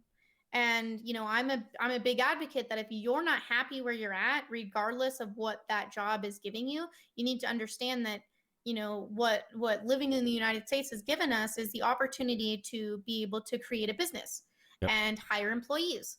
And by you accepting a job, you have to understand that whoever owns that operation or manages the operation, you have to, what they say goes. And you may not agree with it. Hell, the whole world may not agree with it, but that doesn't matter. No. All that matters is that they're not breaking the law, and it's their business and they get to do it as they want. So, trying to fight what's right and what's wrong isn't worth all of that, and or your own sanity or your own happiness. You either need to accept what's going on and how it's being ran, and you're okay with fitting into that, or you're not. And if once I get to that point, I give myself 6 months, and then I would start looking for something else. Yep. And I finally got to a point after 10 years of doing this that I'm much older than I look. I am 31. I will disclose my age. But after doing that for so long, I was like, I don't want to do this anymore. And so that's when my brother and I got together. He has a business he's a business degree, from he got a 4-year degree, and I personally don't have one. I've got a few certifications and things like that. But we just kind of put our brains together and we decided, we're gonna work for ourselves instead of working for other people. We're gonna work for ourselves. Yep. So we built 3 successful, profitable companies, and we were still doing that. We were on our 3rd store when I started streaming, and basically we were looking for advertising. We were looking into where can we put our products and what we're selling in front of people. Well, we had a friend who started streaming, but they were streaming on Facebook, and so we're like, okay, let's talk to them and let's try to get our links and our shit on his stream. And I was sitting there gaming already anyways, and so that's when my brother was like, you're sitting here in the dark playing Apex, literally like by yourself with random people. I didn't know anybody. I did not have one IRL person who played Apex with me. I did not have one IRL person that went into my stream besides my brother. Nobody. It was just me, and I just like went into Apex not knowing anybody, talking to random people. And some of my best friends that I have today were randoms in Apex. Oh, nice. When I very first started. Yeah, and they've been with me on this whole journey along the way, and it's been an amazing experience. But yeah, so like the inspiration behind it was, I am a grinder. I have goals and ambitions that I am going to achieve. And this was one chunk of it. And so, like, instead of looking for other people to do it, we're like, oh, let me just do it. So, I put a camera in front of me. It took me about an hour to press start. It was that was my rough next at question. first. That was I my was next scared. question. I was nervous. I was shaking. I'm sitting here and I'm like, I don't know. Okay, I don't know. Because I have a really nervous about like people judging me and like, and then if they misunderstand me, I want to explain, and then they're like, stop talking. I'm like, I don't know. So it was rough, but like as soon as I would go live, once I did press it, 5 minutes in, I forget what I'm doing because I see names, I don't see all the people, so I'm in my game and I'm get to going and I get to talking and I just like I forget. Yep. 5 minutes later, the stream is over. It's been 9 hours, and I'm like, it took me about 4 months of doing that to feel comfortable with pressing start. Now I can just press start and like it's no big deal. Yeah, I'm the same. I mean, it depends. There's some days doing this has been a lot easier. I don't have a problem whatsoever. The only thing I'm afraid of pushing start now is something not going right. It's just like I'm like sitting here going, okay. It's just like I told her, I would say, okay, we're gonna give this a shot now, see if it works. Because we had a power outage. I text her like at 3:30 my time. I sit there and I go, we might be delayed. I just got notification that the power is out at my house and it's not supposed to be restored till 6:30. And I'm sitting there and it was like, that's 30 minutes before stream. And I'm sitting there going, so it might be delayed. I don't know. I'll let you know. So it's just like, yeah, that's what scares me the most nowadays is when I hit live. It's like, is everything going to work right? It's just like I told her, I had a habit of, because if I mute this tab that we're on, because this is a browser program. So if I accidentally mute this tab, I can't hear, they can hear me, but I can't hear them. So it's just like, we had to do that. That's why I usually ask them, it's like, come in about 20 or 30 minutes before, so that way we can kind of go over things. Yeah. But no, that was the next question I was going to ask you. Is this like, how long did it take you to hit the live button? About an hour. An hour. Yeah. Especially like the first few times. I'm really good at computers. I'm really good at like figuring stuff out. I really love like finding programs that I don't know how to use, that I've never heard of. And let's say it's going to be like the next thing that's going to optimize and be more efficient for what I'm doing or whatever, or it's going to be really cool. And like figuring all those things out. And so like that part of it, I was good at, I've been a gamer my whole life, but like sitting in front of a camera, besides taking selfies, and besides being a child and my grandmother having a camera on me my whole life, until I became a certain age, I didn't really spend any time in front of a camera at all. Yeah. So that was a brand new experience for me. Brand new. And some people still to this day don't use cameras. Everybody, it's one of the questions people ask is like, do I need a webcam? It's like, no. You don't need, if you want to go live, all you need to do is just, if you don't have a PC, I don't think you still can't go live on Twitch. I know you they just got need a laptop. Yeah. You have to run OBS. I didn't have a camera yesterday. I didn't have a camera my entire stream yesterday or Saturday, I don't think. Yeah, you didn't have one this morning either. No. So, but no, you don't need a camera. You don't need fancy. It's taken me 3 years, almost 3 years now for what I have. So it's like I've heard people go out and spend thousands of dollars their very first stream just so they had the good monitors, the good, they had the Stream Decks, they had the Go XLRs, they had the fancy, Logitech or Razer keyboards. You don't need all that, Anybody new watching this, when I first started, and like some of my good friends now, they ran into me, I was using a green screen that was green fabric I bought from Walmart. That was barely big enough for what I was doing, with lamps that were not supposed to be used for lighting at all. So because the lighting was poor and the fabric was kind of bent in some places, which it's not supposed to be, the green screen would chop out my forehead. I didn't have a forehead. I found clips of this. I should throw them on YouTube. Oh my gosh. I'm like, I was looking at him earlier and I was just like, how did everybody watch this. It wasn't it wasn't the best. I didn't have the best equipment. I had a monitor sitting on a coffee table, like a TV tray.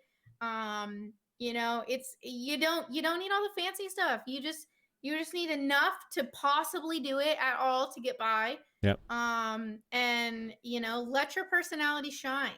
Don't be afraid. Don't be afraid to show people who you are. Here's the thing. When you show people who you are, you risk someone telling you, I don't like you. And what you don't understand is that's what you want. You want to show yourself, and you want the people who that's not their vibe to be like, this isn't my vibe. Because if you are yourself, the people who are your vibe, they're going to resonate with that very quickly. And then you're going to find who you're looking for. Yep. Because think about how many people are in this world. There's billions and billions of people. You're not realistically going to connect with every single one of them. No. So not every single one of them is your target audience. Not every single person who comes into your stream is the person who you're looking for. No. And so, like, if you stop being afraid of the rejection from those people and realize that that's part of the process, you have to find those people in order to find what you're actually looking for. Like, that's a good thing. You know, you will feel more comfortable in yourself, and you'll feel more comfortable in putting yourself out there. You know, rejection is a part of life. And all that means is you're one step closer. Okay, cool. Now I don't have to waste any more time on you because I know you're not who I'm looking for. Yep. You know what I mean?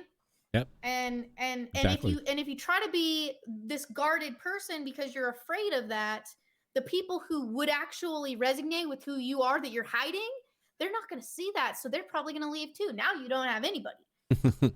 You know, maybe now you have fake friends, you know, that are, who knows what they're there for. So no, that's why that's my tip of advice. No, I mean, that's perfect, because, you know, that's the motto of this channel, you know, be what you want to be, not what others want to see, you know. So, you know, that's just be yourself. That's the one thing that you're going to sell your viewers is being yourself. Unless you have the capability and the entertainment value to do like the Raven Armed, or to do like Psycho, to where you can stay in character for, well, Psycho, what, 4, 5, 6, 7, 8 hours? He does not break it. And then Raven Arms the same way. You know, he's got a hard. He was telling me he has a hard 3 hour shut off, because he just gets so, because he's energized from the time he hits live till the time he goes to bed. He does not shut up. That's good though. And I thought, I was sitting there looking at the stream and it rolled up. I thought we crashed, and I'm like, oh, thanks Twitch. But no, that's just it. It's just like, you got to be yourself no matter what. And that's what's going to sell you, is yourself, not. Yeah. Show yourself. Don't talk about what you don't like. Like, if you don't like your microphone, don't be like, yo guys, this microphone, it's total trash. My desk constantly moves. This fly is fucking with my face. Like, don't say any of those things, because nobody is probably ever going to notice them. However, if that's what you talk about when I come into your stream, that's all I'm going to know. And then that's all I'm going to base it off of. Right. So like, any of those things that maybe aren't your finest qualities, just let it be. Just let it ride. Just let it ride. Be like, yo, did you see this mouse pad? This mouse pad's lit. Yeah. Yeah. And you've got 5 seconds to impress somebody. Is, you know, that's kind of like the given. It used to be 10, because that when I first started streaming, that's what everybody used to tell me. It's like, you got about 10 seconds, you know, to impress, you know, people. But now you've got about 5 seconds. Once the delay, actually not even the delay, because you've got to realize that in Twitch you have a delay. So you've actually got longer than 5 seconds to impress, because you've got to be entertaining or something that, you know, keep things going prior to them coming in, because they're going to see what you have already done when they first log in. So what we're talking about now is like delayed by at least, you know, half a second or something like that. So, but you know, it's just, yeah, value is what you got to bring to your stream too, not just. I mean, you got to give something to somebody to want to stick around, you know, whether, and it's not monetary. That drives me crazy, because when I ask people what, you know, one of the things is like, what value do you bring to your stream? It's like, well, I do giveaways, man. It's like, no, that's not value. That's They just buying. want free shit. That's buying Like, off your do they even audience. like you? I don't even know. Trust me, I used to be one of those giveaway streamers when I first started.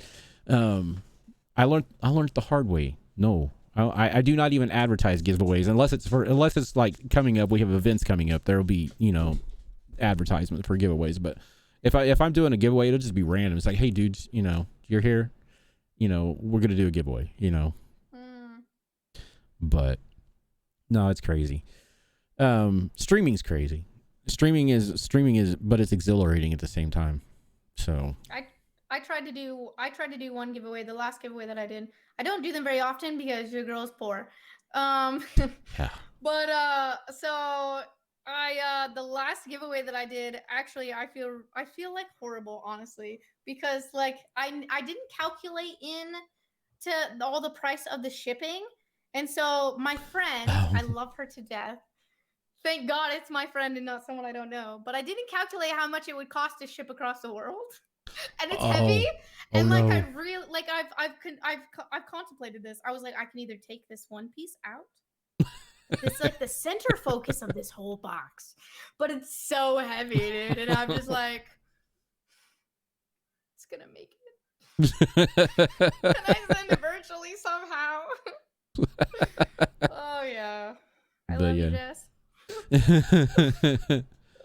But yeah, it's crazy. Yeah, and like I said, when people ask you about value of your streams, because people will ask you that. Like if you go and ask any other streamer advice about your streams or something like that, don't go into their chat and ask, unless they promote that kind of stuff. But if somebody tells you it's like value, what value do you bring?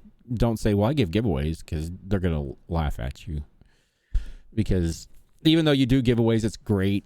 Like I said, it's a reward for you guys being here and stuff like that. But you got to just like she said, you got to realize we're not millionaires. No, and my internet bill, just my internet bill alone, is $330 a month.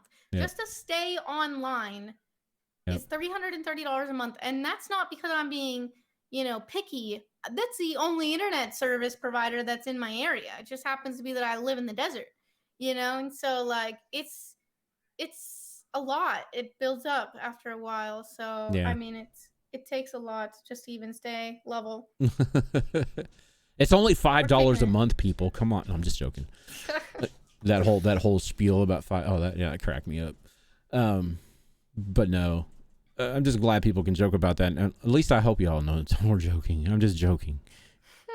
But I'm not joking about the cost of my internet. But no, mine's about $100 less than that. But yeah, it's crazy to have the internet. And the reason why it went up so high is because everybody started doing this. Internet prices jacked because for the last year, everybody decided they wanted to be a streamer or a blogger or something. Which I don't blame them. I actually encourage it because I think that we are, and this is a totally off topic, I don't want to go on a rant about it, but like I think that we are taught and raised and sort of chiseled to be employees. Mm-hmm. And I love it when people want to break out of that cycle, and think about, what can I do that's out of the norm. I don't like to take the path that's, they told me that I should take this path and it's safe, and I'm like, what about that tree over there? Yep. Over there. Exactly. And that's what streaming is, or content creating in general. It's just like, the reason why I like it is because even though it is basically the same, you do the same thing, you go live, you do this, but every day is an adventure. Mm-hmm. Mm-hmm. I love it because I meet so many awesome people, dude.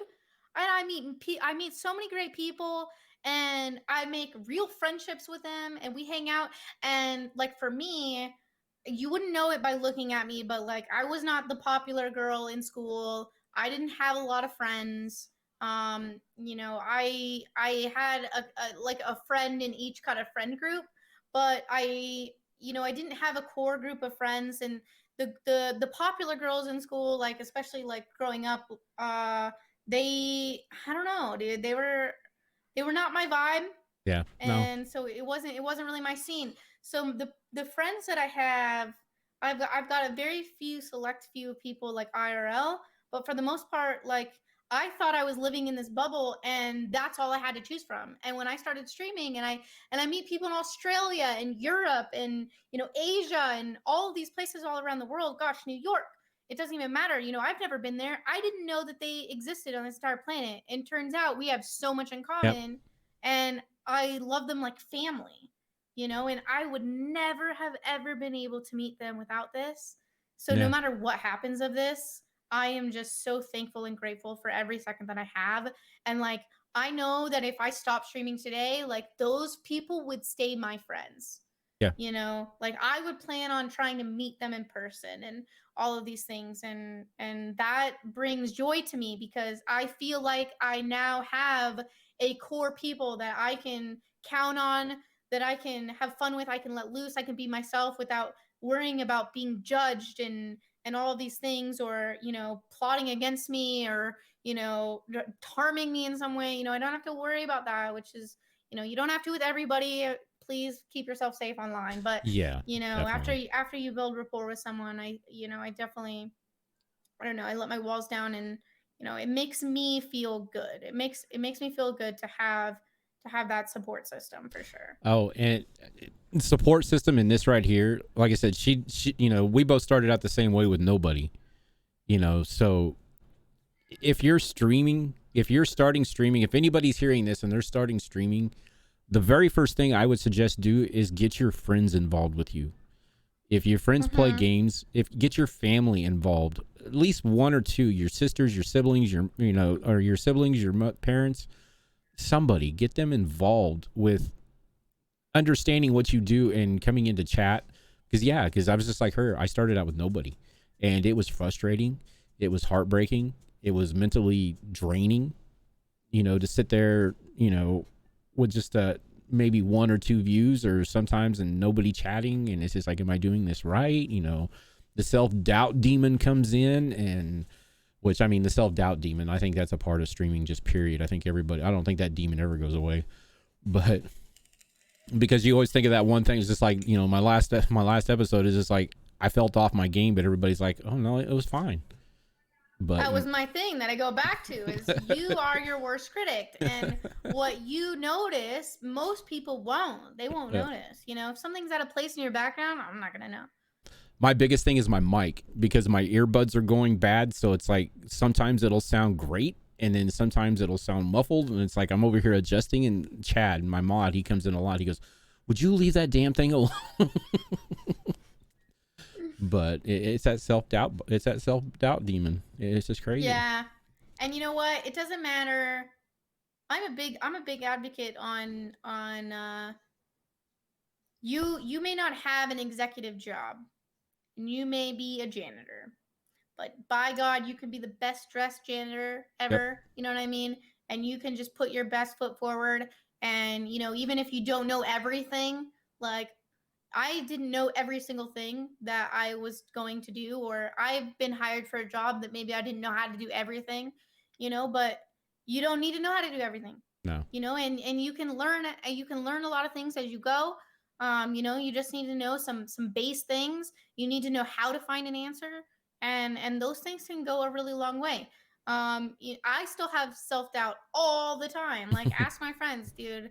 I'm just like, oh my gosh. Sometimes I'll work for like 8 hours and I'll work really hard and I'll just be pushing it. And then I'll work for another 8 hours and I'm just pushing it. I'm so proud. And then I'll sit back and hang out. And Yep. for some reason, I think everything I just did was trash. Yep. And I went and undid it. And so then I was like, if I get to that point, I step away from my computer and I'm like, no. I work so hard. Just let it be. It'll be fine. Yeah. No. Yeah. Just, that's one thing you're gonna have to. It's never gonna go away, because, like she said, we're our worst critics, and you're just gonna have to learn to adapt to it and move on. Turn it off.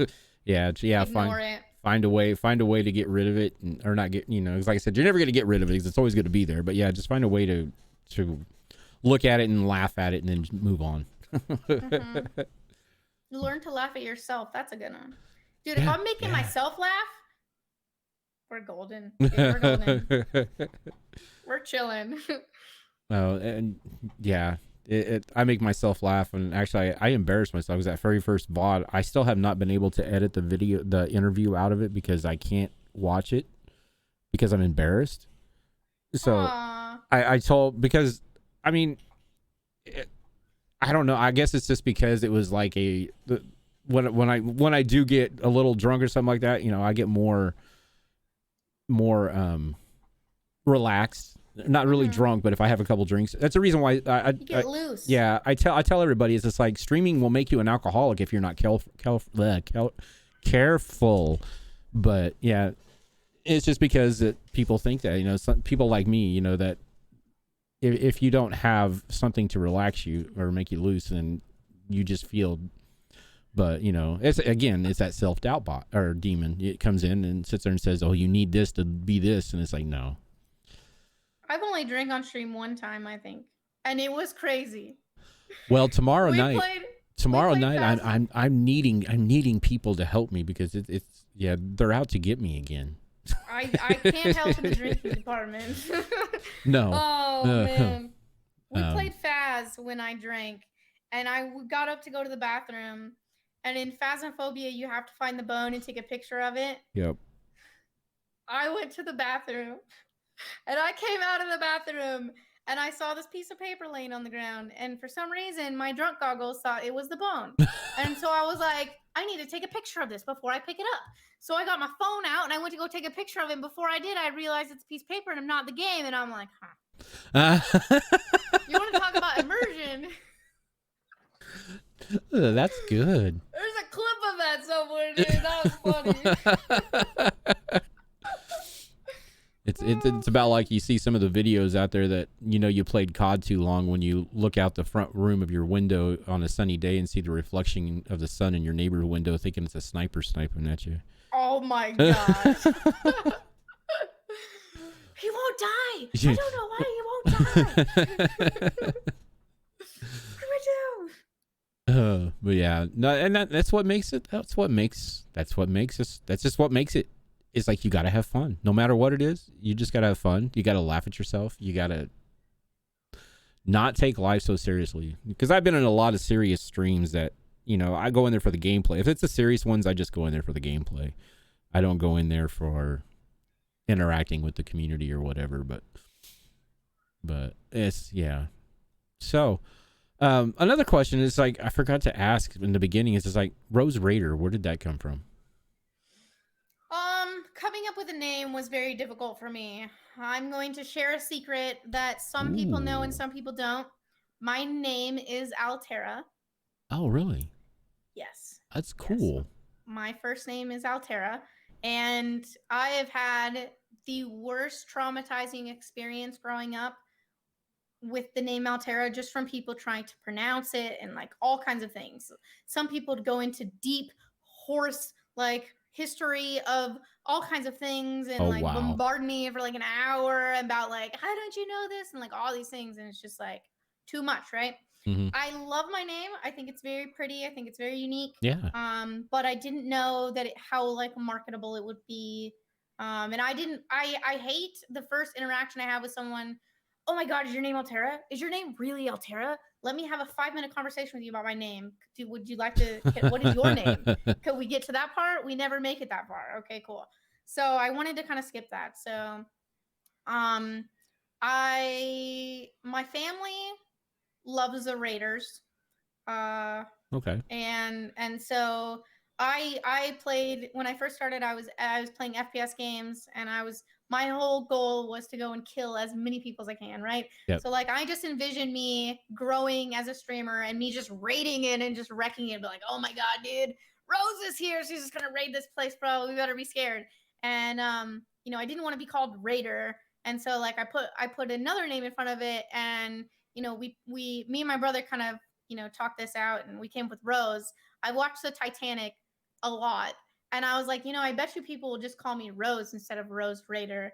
And I was like, but you know what, Rose from the Titanic, I'm not mad about it, dude. I'm not mad about it. I could do that. I like her.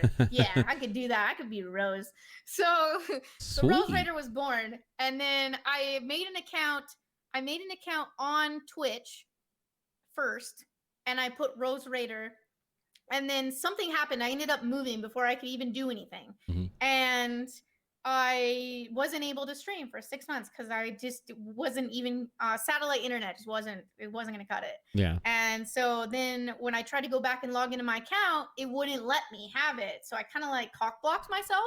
Oh So then no. I was like, well, if anybody's gonna be first, it's gonna be me. So I became Rose Raider 1, but it There was you go. Rose underscore Raider 1. And then when we moved to Twitch, I had somehow blocked myself again. So then I lost the underscore. I really messed it up. I don't know. Oh Twitch made it no. really difficult with my name. Hey. I've had a few of them now. So everyone who's here and who is following me, thank you for following and finding my new name. I appreciate you. You are the backbone of my community, and I love you.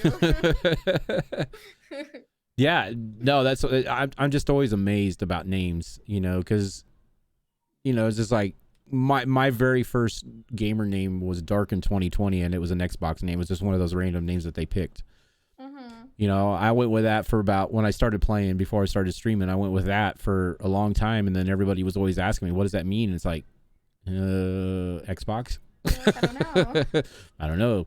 Let me call Xbox and find out. But Rose is also kind of like a family meaning. I have roses tattoos up my side. mhm. So it like goes from like my hip up my side and like up my back. Oh wow. And I have 3 of them. It was always my mom and my brother and I growing up. It was just the 3 of us. So like I have 1 rose tattoo for each of them. So it definitely signified like a family, like a bond, like a community. So Oh, that's nice. That's nice. yeah. And it's that's why I like asking what people's names are, because the ones that take the time to create a name, 90% of the time there's a story behind them. So Yeah.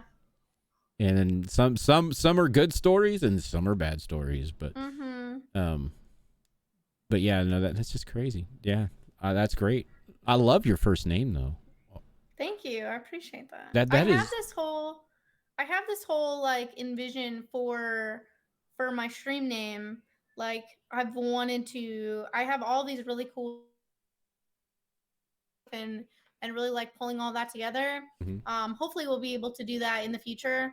It was something we were getting started doing as soon as we left Mixer, but I don't know. We've just kind of been trying to stay afloat at this point. So hopefully within about a year or 2, I'm gonna really be able to emerge everybody into what is the Rose Garden and really bring this whole theme that I have in my head to life. It's more than just the rose garden and like some rose flowers everywhere. Like I want to take you on a journey. Like if you go down the rabbit hole of Alice in Wonderland that and is nice.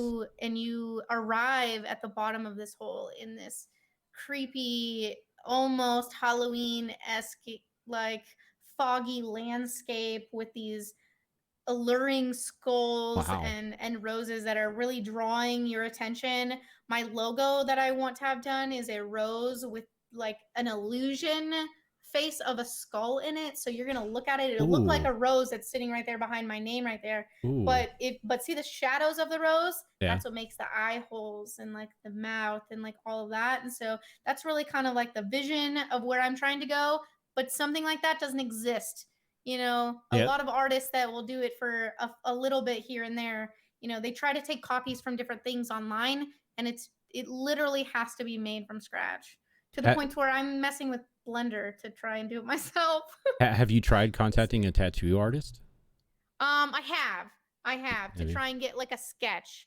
But they're not really going to do. I haven't really found one that's going to actually bring the 3D I to gotcha. life or animate it in some way, and so and it costs money.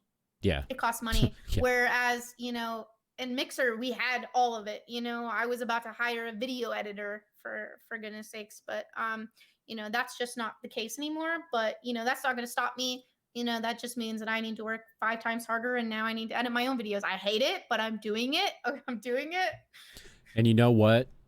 I have no doubt in my mind, since I've known her, I have no doubt in my mind that she is going to make it, because she she is probably one of the hardest working grinders. I mean, if you want to call it grinding, she grinds. Like I said, I don't know how she just doesn't like pass out. I'm sure she probably does when she's probably like me. She's like, there's one day your body just says, screw you, I'm not doing anything. Yeah, I have those days every once in a while. Yeah. And then it throws a wrench, and then I spend, the rest of that day feeling horrible about myself because how dare I do that? Like, look at all these things I've missed. But you know what? I Yeah. have it.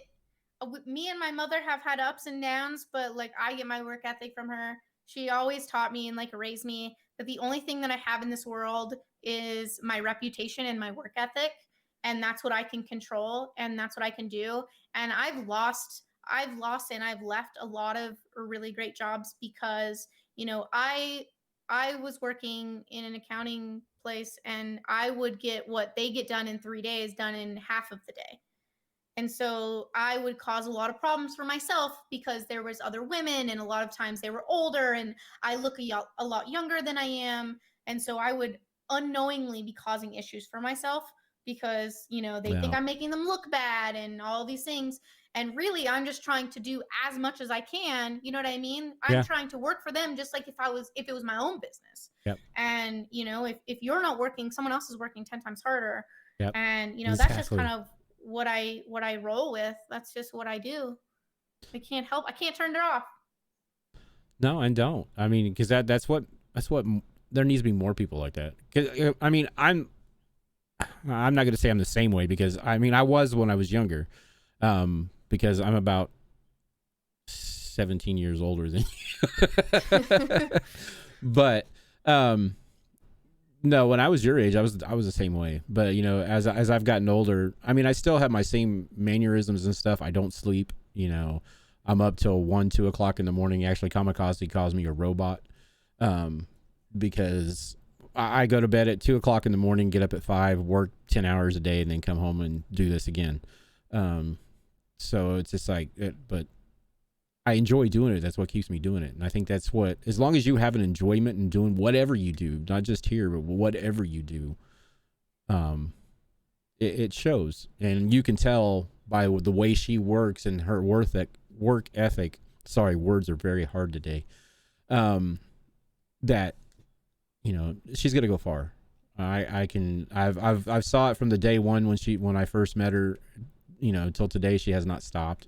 And I appreciate that. And she has improved on everything that she's done. Everything is an improvement. I've never seen, a backtrack. Everything has gone up, with her, her stream quality, stream presence, everything she's doing, all of her other stuff she's doing, her YouTube.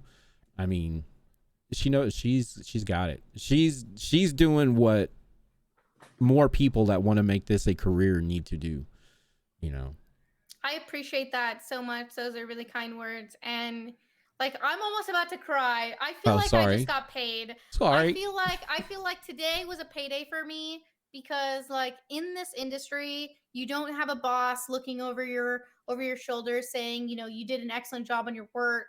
You did this and you did that. I look to my support system, be like, yo guys, check out what I did, and Yeah. if they like it, and so, and I don't know, I just appreciate those words so much, and it truly tells me that like what I'm doing is I'm on the right path. You know what I mean? And like Yep.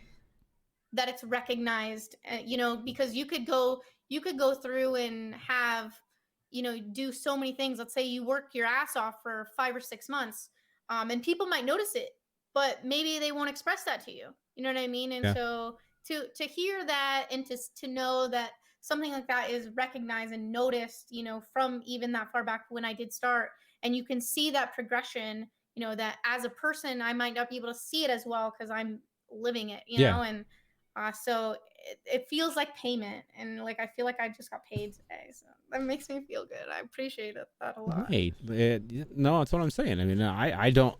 people that know me in real life and everything else know that I do not sugarcoat anything, and I speak straight from the hip. So, this, I'm not saying that just because we're live or anything else and it's going to go up. This is me, this is me, so, and it might not be my real name, but this is me, but no, yeah, same.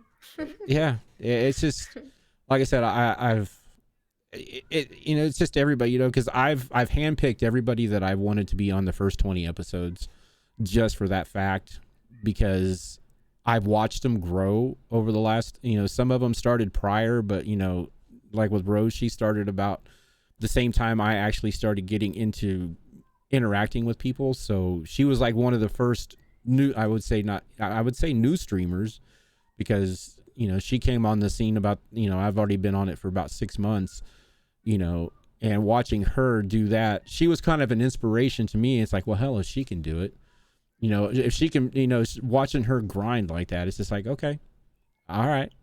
I'm telling you I've guys, got right some now, competition. I never knew until this very moment that I had inspired you in any sort of way. And as a content creator along my journey, I have had a few people message me that I've never even seen speak in chat before. And they said, I want to let you know that over the last 6 months, I have watched you and I've watched your streams, and you have inspired me, and you have been a light, and you've done all this stuff. And so when you guys are streaming and you think nobody's talking, and you see that viewer count, but you don't actually think anyone's there, they're there and they're watching, and it's not just all compiled down into one stream. It's like the whole thing all put together, and like their whole experience there with you. Like, you could be inspiring someone and you don't even know it. And that is my biggest joy, is like inspiring other people, because I believe that each and every single one of you are born for greatness. And I think that you just need to believe in yourself enough to take that risk, to just push you a little bit farther out of your comfort zone to be able to accomplish your goals. And if you don't possibly believe in yourself at this time, that's okay. I want to believe in you for you until you can believe in yourself. Like, that's what I want to do. I want to be there to support and all of those things in any way I can, even in the smallest things that doesn't seem like it might direct straight to that, but it does, and it's an amazing thing. See that right there, she used to say that all the time in her streams. I'm telling you, Born for greatness. Do you remember? I know. I remember everything from her stream. Everybody that's been on here, like I said, I've watched them grow. I've watched them do everything. I feel like I've been called, actually, from some people, that I've been called like the daddy streamer. I kind of like make sure that everybody's doing good, and everything else, and just kind of watch it over them. I don't feel that way, because that just makes me feel older. But no, she used to say that in every stream. She actually went on Mixer. Yeah, on Mixer, we used to be able to play that song and not get in trouble for it.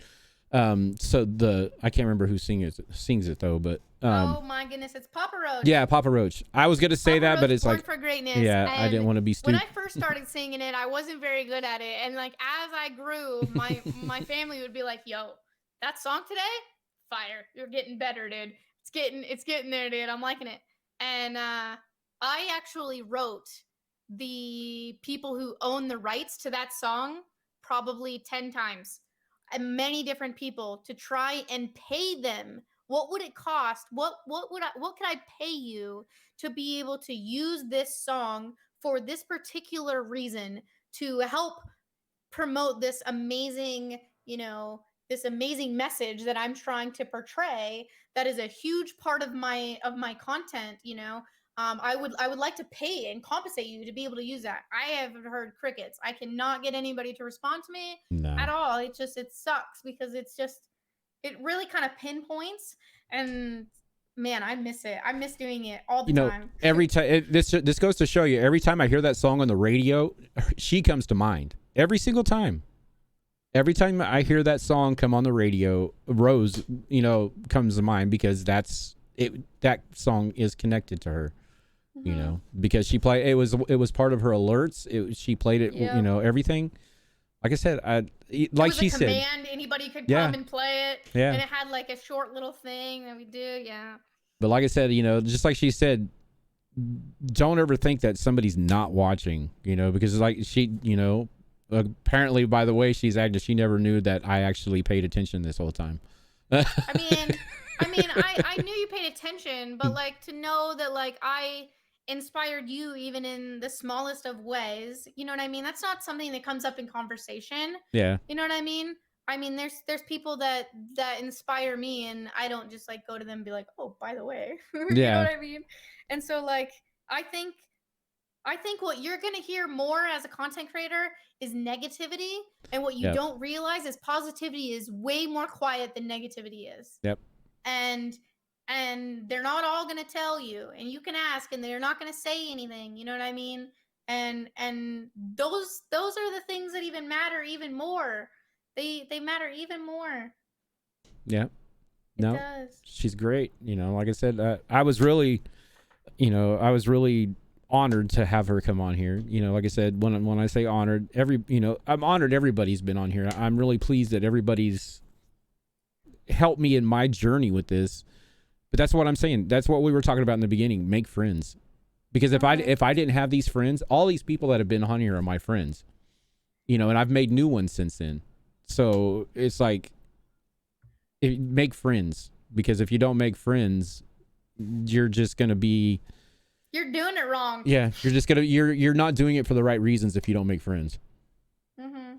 You know, so when I'm talking about friends that could do this, could sit here and talk just, you know, nonchalantly about everything and anything, and, you know, just connect. We were doing this before we went live, actually. Yeah. Yeah.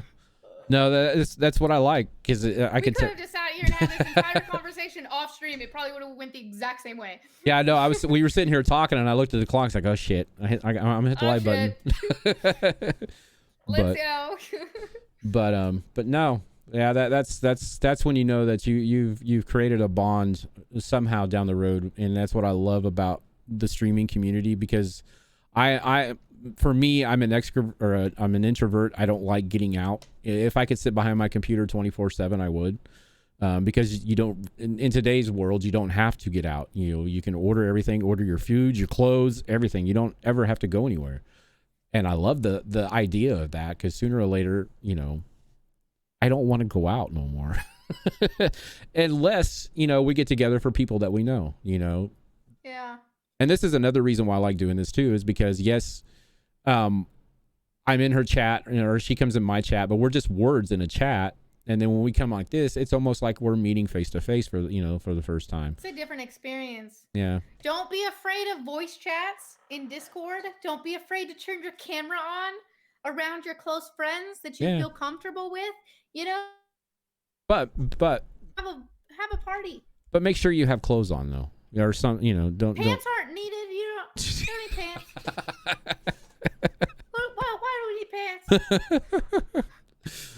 I guess it is that's why they call it a private Discord. So yeah, but I mean, it also depends on, you know, whether or not you stand up or not.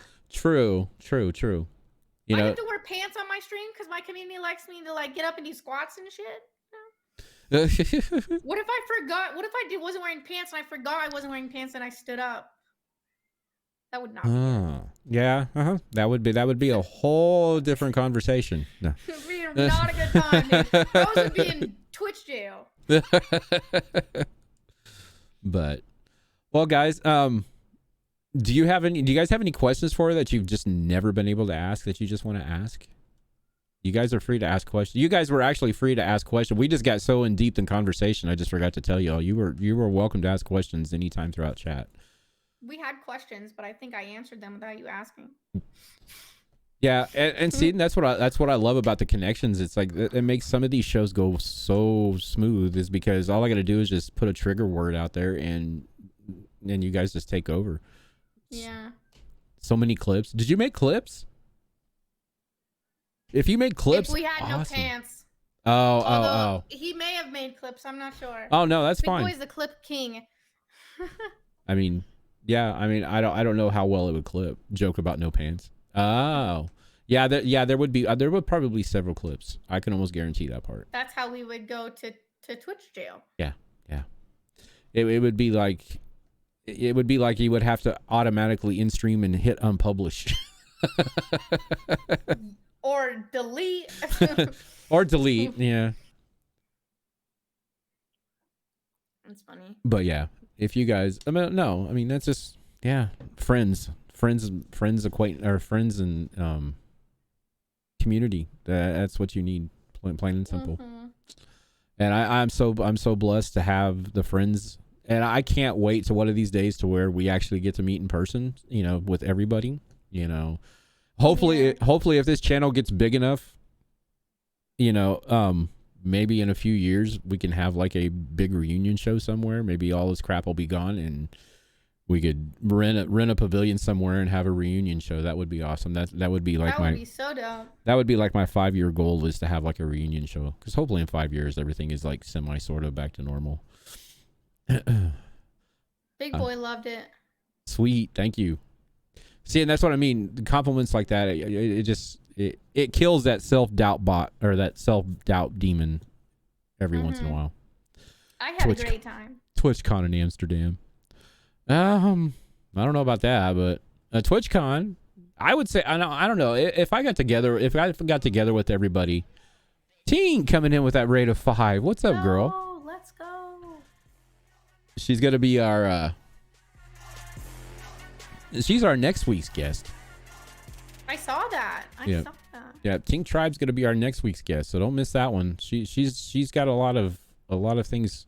She's one of those. She goes, "What do we talk about?" Everybody always asks me. She's like, "What do we talk about?" It's like, that's what I asked too. I was like, "What do we want to talk about before I say yes to this?" What are we talking about here? Teen, thank you for the raid. Welcome, Raiders. You're so sweet. But no, that's what I tell everybody, is like, oh, you just talk about what you want to talk about. If you want to talk about the bird, if you want to talk about what happened at breakfast this morning, we can talk about that. If you want to talk about streaming, we can talk about that. This is you just made the list. This is my guest's time to shine without having to worry about anything streaming wise. So, because it's her show. What? It is interesting streaming, but not streaming. It's a different experience. I'm not too used to. I think I've done a couple of these. Actually, I did a bunch for Glimish, I guess, too. Man, yeah. I put together their launch show. I don't know if anybody got a chance to watch that. But on the launch day, we were live the entire time. I think we were live like 16, 18 hours straight. And I organized all of that, and it was like this whole ordeal coming together, and then kind of like putting it on. And I had some co-hosts and stuff that helped too. And it was an interesting, but I was doing the streaming back here, moving all the parts. So like, all right, Tink. I'm hanging out. It's great. Max, thanks for the follow. Appreciate you. Thanks, Tink, for coming in. Thanks for bringing your community with you. And I can't wait till next week to let you talk your talk too. So shall be a good time. But yeah. Speaking of that, I didn't forget, but we got enthralled in a bunch of other things. I mean, I don't know how much time you have, but I don't want to keep you away from the family and everything else. But yeah, Glimish. I mean, Rose looks like Jenna Marbles. What? Who's Jenna Marbles? I don't know who that is. Explain. I don't know. I'm gonna have to look on Google now. Do you want to know what happened with Glimish? Is that what you're asking? Yeah. Because I knew you were a part of Glimish and then you weren't. And oh shit, she's cute as fuck. Thank you. I appreciate that. That's very nice of you. I've never gotten that before. She's a YouTuber? Let's go, dude. Yeah, I just Googled her. It was great. Okay, I'm going to give you the political answer here. Because I don't believe I have an opinion of everything. Yep. And I don't believe in making my opinion your opinion. Gotcha. I believe in everyone has their own experience. Your experience may be different than mine. Just because it wasn't good for me doesn't mean it's not good for you. Um, I did not ask to be on the Glimish team. I was asked to be on the Glimish team. I was asked to be on the GCT. And when the lead of the Americas happened to have other things going on in their life, there was an open spot. I had a lot of rapport built up with, the way that I am in business and how I handle certain situations, and trust had been built up there. And so, Yep. they put me in the lead position there. And um so I pitched them that we needed an event team, and I think that that would be something really cool for the platform. And so we got that going, and I was on the event team. Um, and everything was good up until launch. And once launch hit, there was a lot of doubt around everything. There was a lot of chatter that I think was inappropriate. And a lot of attitudes changed. I think true colors really came out, and they Oh, let all the negative chatter become the best of them. If it was my website and I was the one coding it and I was the one putting that on, even though there's people saying negative things about it, I wouldn't feed into that, because there's always going to be people saying negative things, yeah. right? You have a vision, ignore the rest. It's not time to get opinions. All that's time is for you to bring your vision to light, Yep. right? Don't get, it's not time. There will be a time and a place for all those things, but right now isn't that time. I presented a lot of things that I thought could help strategy wise, business wise, different things. I was ignored. I felt disrespected, and I felt put down. I gave suggestions of things that I felt could help the platform and the content creators using the platform. And when I gave that suggestion, I was met with, all you're trying to do is benefit yourself and your best friends. You don't care about our platform and everybody else using it, because if you did, you would realize that your idea would shut us down in 4 months. And What? so, to my surprise, I go and we have a meeting, and I suggest this same thing, because I still believe, to this day, I still believe 100% that would have been the ticket. And I brought it up in this meeting in front of everybody, and chat was all for my idea. They loved it. And I was publicly laughed at by them in front of everybody over it. What? And it made me feel humiliated. And then some other situations came about where I just don't think that they understood the value and the effort and the time, and all of the time that I put into that, because it takes a lot to do the things they were asking for no compensation whatsoever. Um, and I was okay with that, with growing into something, because I felt like I was going to prove myself Yeah. to the place to where I could be worthy of a paid position when that time came. And basically there was a situation that happened, and it broke the camel's back, and I said, you know what, I know my worth and you don't. And if this is what you think of me, then I'm not in the right place and I'm leaving. And 2 days after I left, they literally announced on Twitter that they were going to do exactly what I pitched to them. Uh, oh, of course. So Of course. want to help them grow. I don't. And that's my experience. There's a lot more to it that I'm not going to go into, Yeah. but Yeah. for me, it wasn't the move. And so I backed off. And up until this point right here, I have not publicly spoke on it. I've been very, very quiet about it, because my goal was not ever to slander their name, Yeah. even though I had receipts to do so. But that's not the person who I am. I want to spread positivity and love, and uplift people's day, and bring value, and benefit, or Yeah. But when, help people. yeah, but And when that you, that's not yeah, that's not. but when you're in a business atmosphere like that, and that's what it was, it shouldn't have gone that way. I Yeah. didn't want. I'm a So, businesswoman, and I didn't agree with the way they were doing business, and so I no longer could be. Do you remember what I was talking about earlier, where you have to realize that everyone can own a business, yeah. and you either have to accept what they're doing. You can't sit there and fight with them about what's right and what's wrong. You either need to accept their vision and what they want to do and how they want to treat you, or you need to leave. Yep. You cannot try to fight with them to try and get what you deserve, and make sure they know that you're worthy. If they don't know you're worthy, fucking leave, because 12 other people will. Yeah. Like, they will 100%. Yeah. No, truth. 100% truth. I just knew my worth, and I knew that, and I was happier ever since I left. I think I got as much as I could out of it, and I moved on.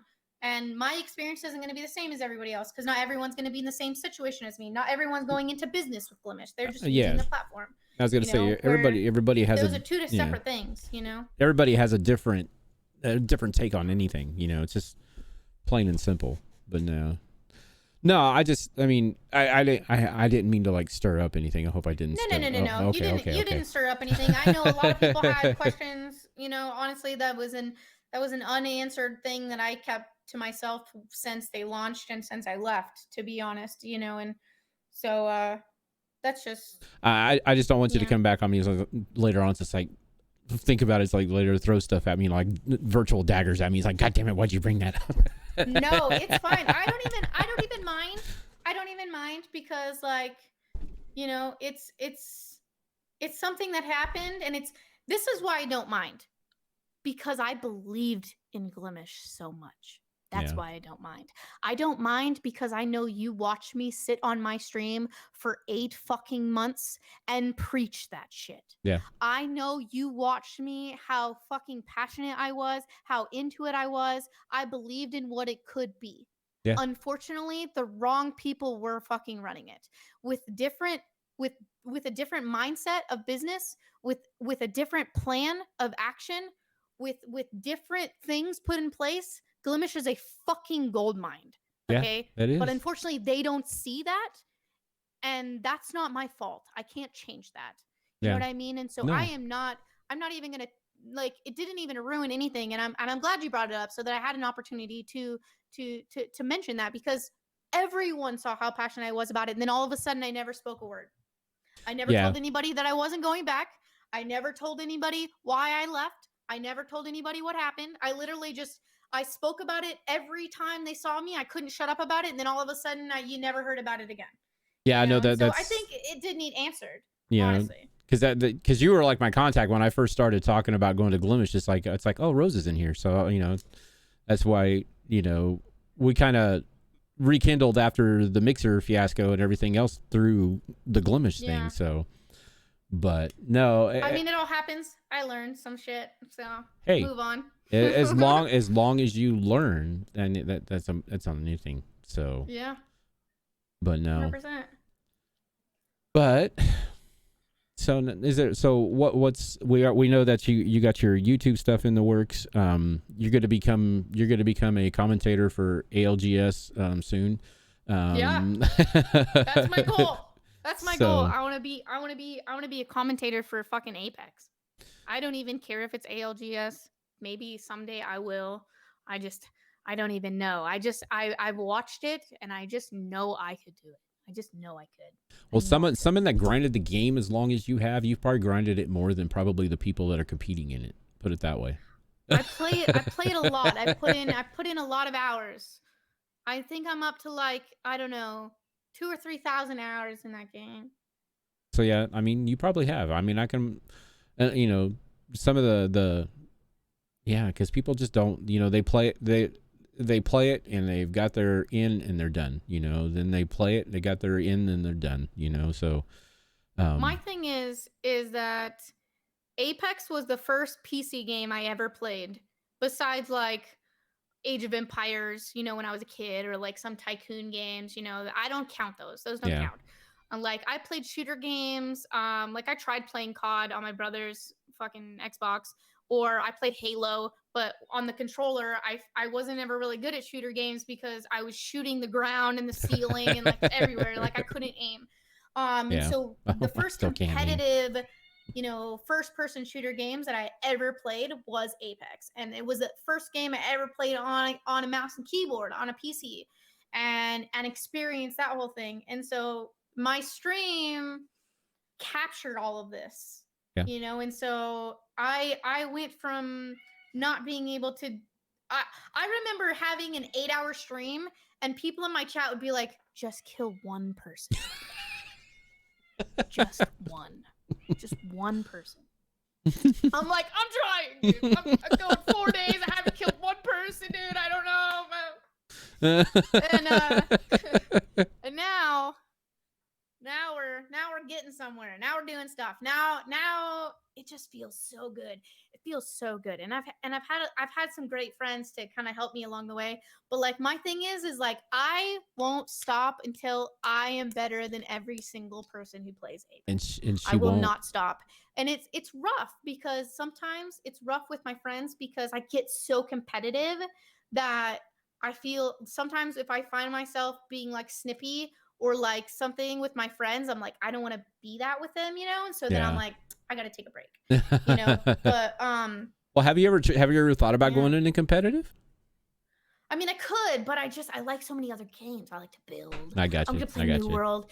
I've had people come to me and say, you know, I played in ALGS before. Like I fucking got in there. Now we didn't do a whole lot when we were there, but you know, I played. I filled spots like 2 or 3 times. I think we did with one of my friends, Perpetrator, and yeah. So it was a good time. It was a good experience.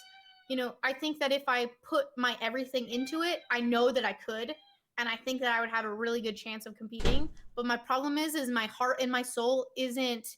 I want to do this every day because it's not just about me doing it every day. It's about me having a team and that team relies on me. Yeah. And what if I don't want to play Apex that day? You know, what if I want to go get into New World and get lost in it for 3 days?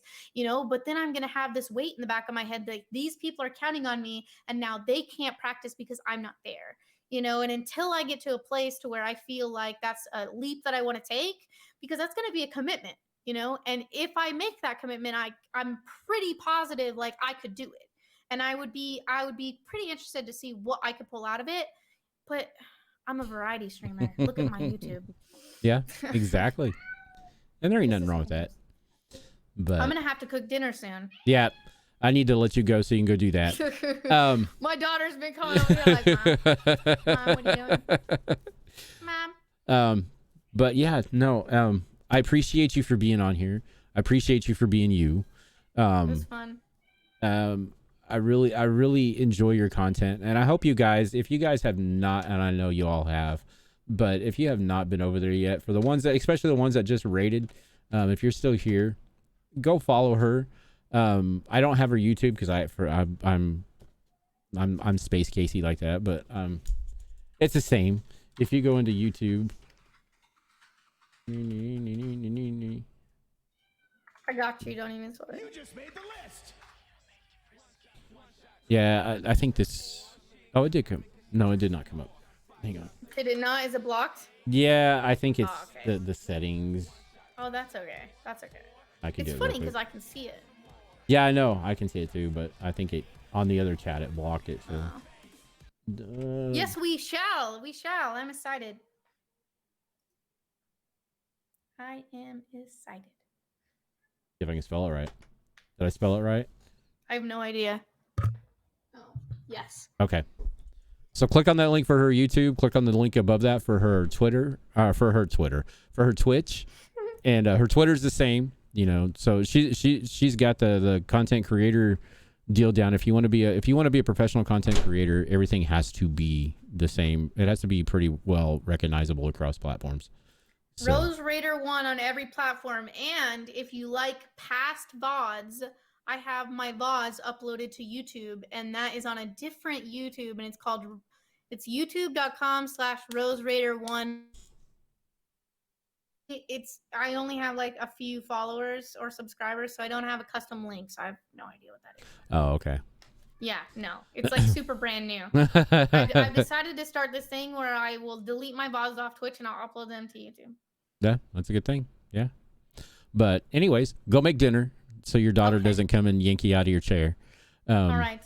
Anybody here who wants to hang out in about 30 minutes, I will be live on my channel. Sweet. And we're gonna be getting into some Valheim, and you could see my resort. Yes. And if you would like to get a sneak peek of what that looks like, I've got a couple photos that I uploaded today on Twitter. Nice. So if you go to my Twitter profile, they should be on my timeline. 10 out of 10. Oh, thank you, Big. I appreciate that. Yeah, the next episode will be next. This is the 23rd. Yeah, the next episode will be next Thursday. It'll be Tink Tribe. She's the one that just came in and raided. So even though she says she's nervous and excited all at one time, I think everybody says that when they first come on. It's gonna be great. So I was nervous thinking I was gonna miss it. I was like, okay, no, I know what day it was. So for the past 2 weeks, I would look at my calendar. I was like, I didn't miss it, right? I didn't miss it, right? When is it? What is it today? I'm not even sure. It's Saturday. I swear it's Sunday. But yeah, we'll do that. We'll do Tinks on that, and then the following. Let's see, that'll be Tinks Tribes next Thursday. Next Tuesday is Glambon Grimm. She's coming in to do her solo interview. She was one of my flagship guests. We did a mixer type thing, and I tried to get as many people in here as I could. But we just did her. So Glambon Grimm's on the 5th. Shadow Serpent will be on the 7th. Then we're ending our 20th episode. Our 20th episode, it's going to be a big bang. So come in. It's kind of like a season finale type thing. So we're gonna do some things for that. We've got Taylor Takedown. I was really stoked to have her.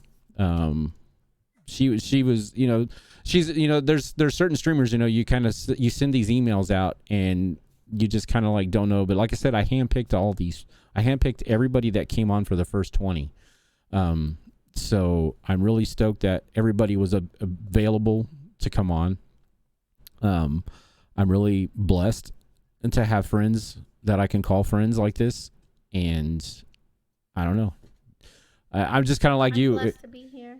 I'm just kind of like you, it's just like when people, like when you say, if one person says a 10 out of 10 and be back, I'm like fucking, it's like, yes. All right. I do gleaming and glowing. Yeah. I was like, all right, cause but yeah, come back next Thursday, and you guys are all welcome. Everybody is welcome to come back on Friday nights for Fireball Friday night. It starts at 7:00. Tomorrow night is actually going to be kind of fun, because me and Kamikaze, we like I said, we kind of meet and kind of brainstorm, but it's usually the ones that come up at the very last minute is the ones that are the best. So I came up with an idea today. It's like, what about a custom COD drinking game? She's guys, I'm down. Ooh. So she automatically hit her Twitter, and if you don't follow her on Twitter, it's Kamikaze Zombie, and we kind of go back and forth and on things when it comes to things on Twitter. She's one of those that we just kind of connected, so I'm glad she's my partner in this. But yeah, so tomorrow night, custom COD, Fireball Friday night. We're trying to get Fireball to sponsor us somehow, but they haven't responded.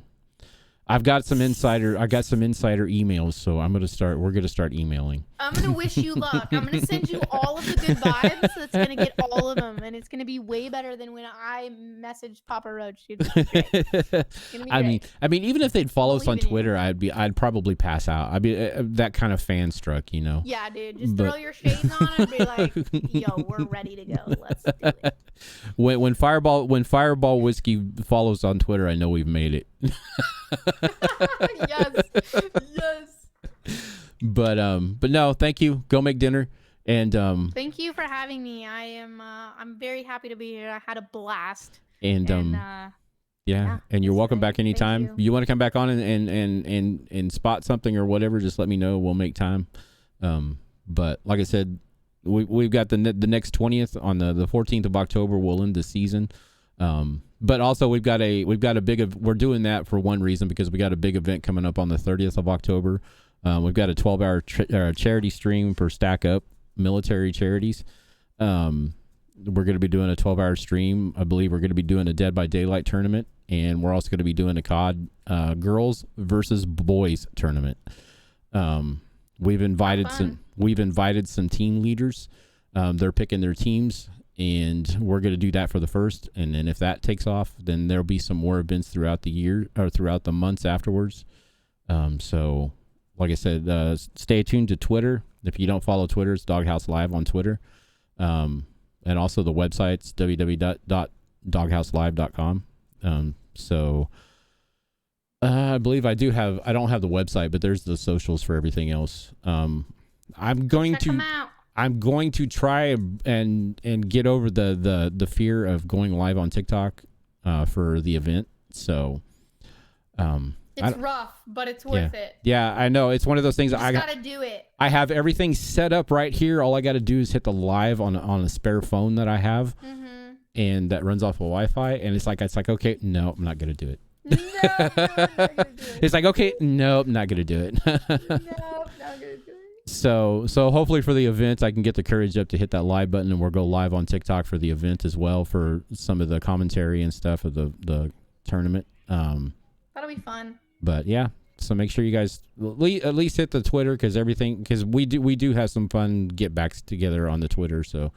we use Twitter more than just advertising. We use Twitter to try to promote other streamers as well too. Like I said, I'm totally. We're kind of trying to getting into like a promotional side of it, so we try to promote as much as we can for everybody. But anyways, go make dinner. Okay, I will. What are you having? We're gonna have steak and some pasta and corn. I'll be over in a minute. Okay, sounds good. I got you. I got you. All right, Rose. Thank you. Thank you very much. Thank you. Thank you, everyone, for being here. I appreciate you. Yeah, it was an awesome night. I appreciate it. We learned a lot. We talked a lot, and that's what this is for. Anyways, go make dinner. We'll talk to you soon. I might be through your channel here in a little bit. We'll see what happens if I can get everything done. But all right, sounds good. All right, you guys, Rose Raider, y'all come go follow her and do all that good jazzy stuff. Appreciate you. You won't be disappointed. All right, guys. We'll talk to you later. Go make dinner. Bye. Okay. Bye. Wow. All right, guys. Thank you. I think I'm actually in the doghouse. I hear doors slamming. Actually, we're gonna play this one for her because it's just fitting.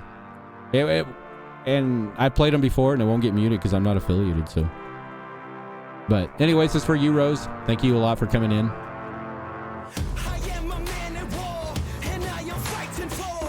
But we're gonna leave you on that. So you guys have a good night. Make sure you come and follow us on the rest of it. And I know, right? Anyways, enjoy the song as we head out. You guys have a good rest of your Thursday night. Go watch Rose after this when she gets done eating. But we'll see you guys. We'll see you guys tomorrow night, hopefully 7 p.m. Same bat channel, same bat time.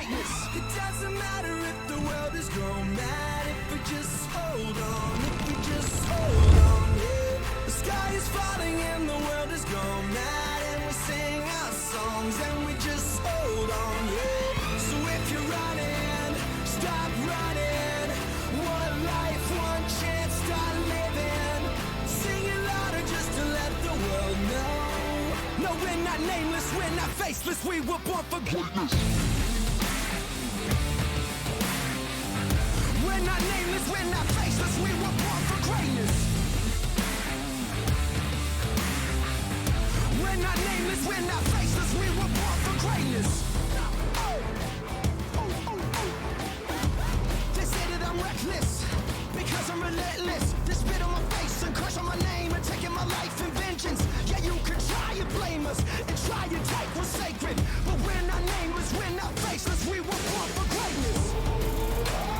Somebody sound me alarm. All right, guys. You guys have a good night. We'll talk to you guys tomorrow night, hopefully. Fireball Friday night. Laters.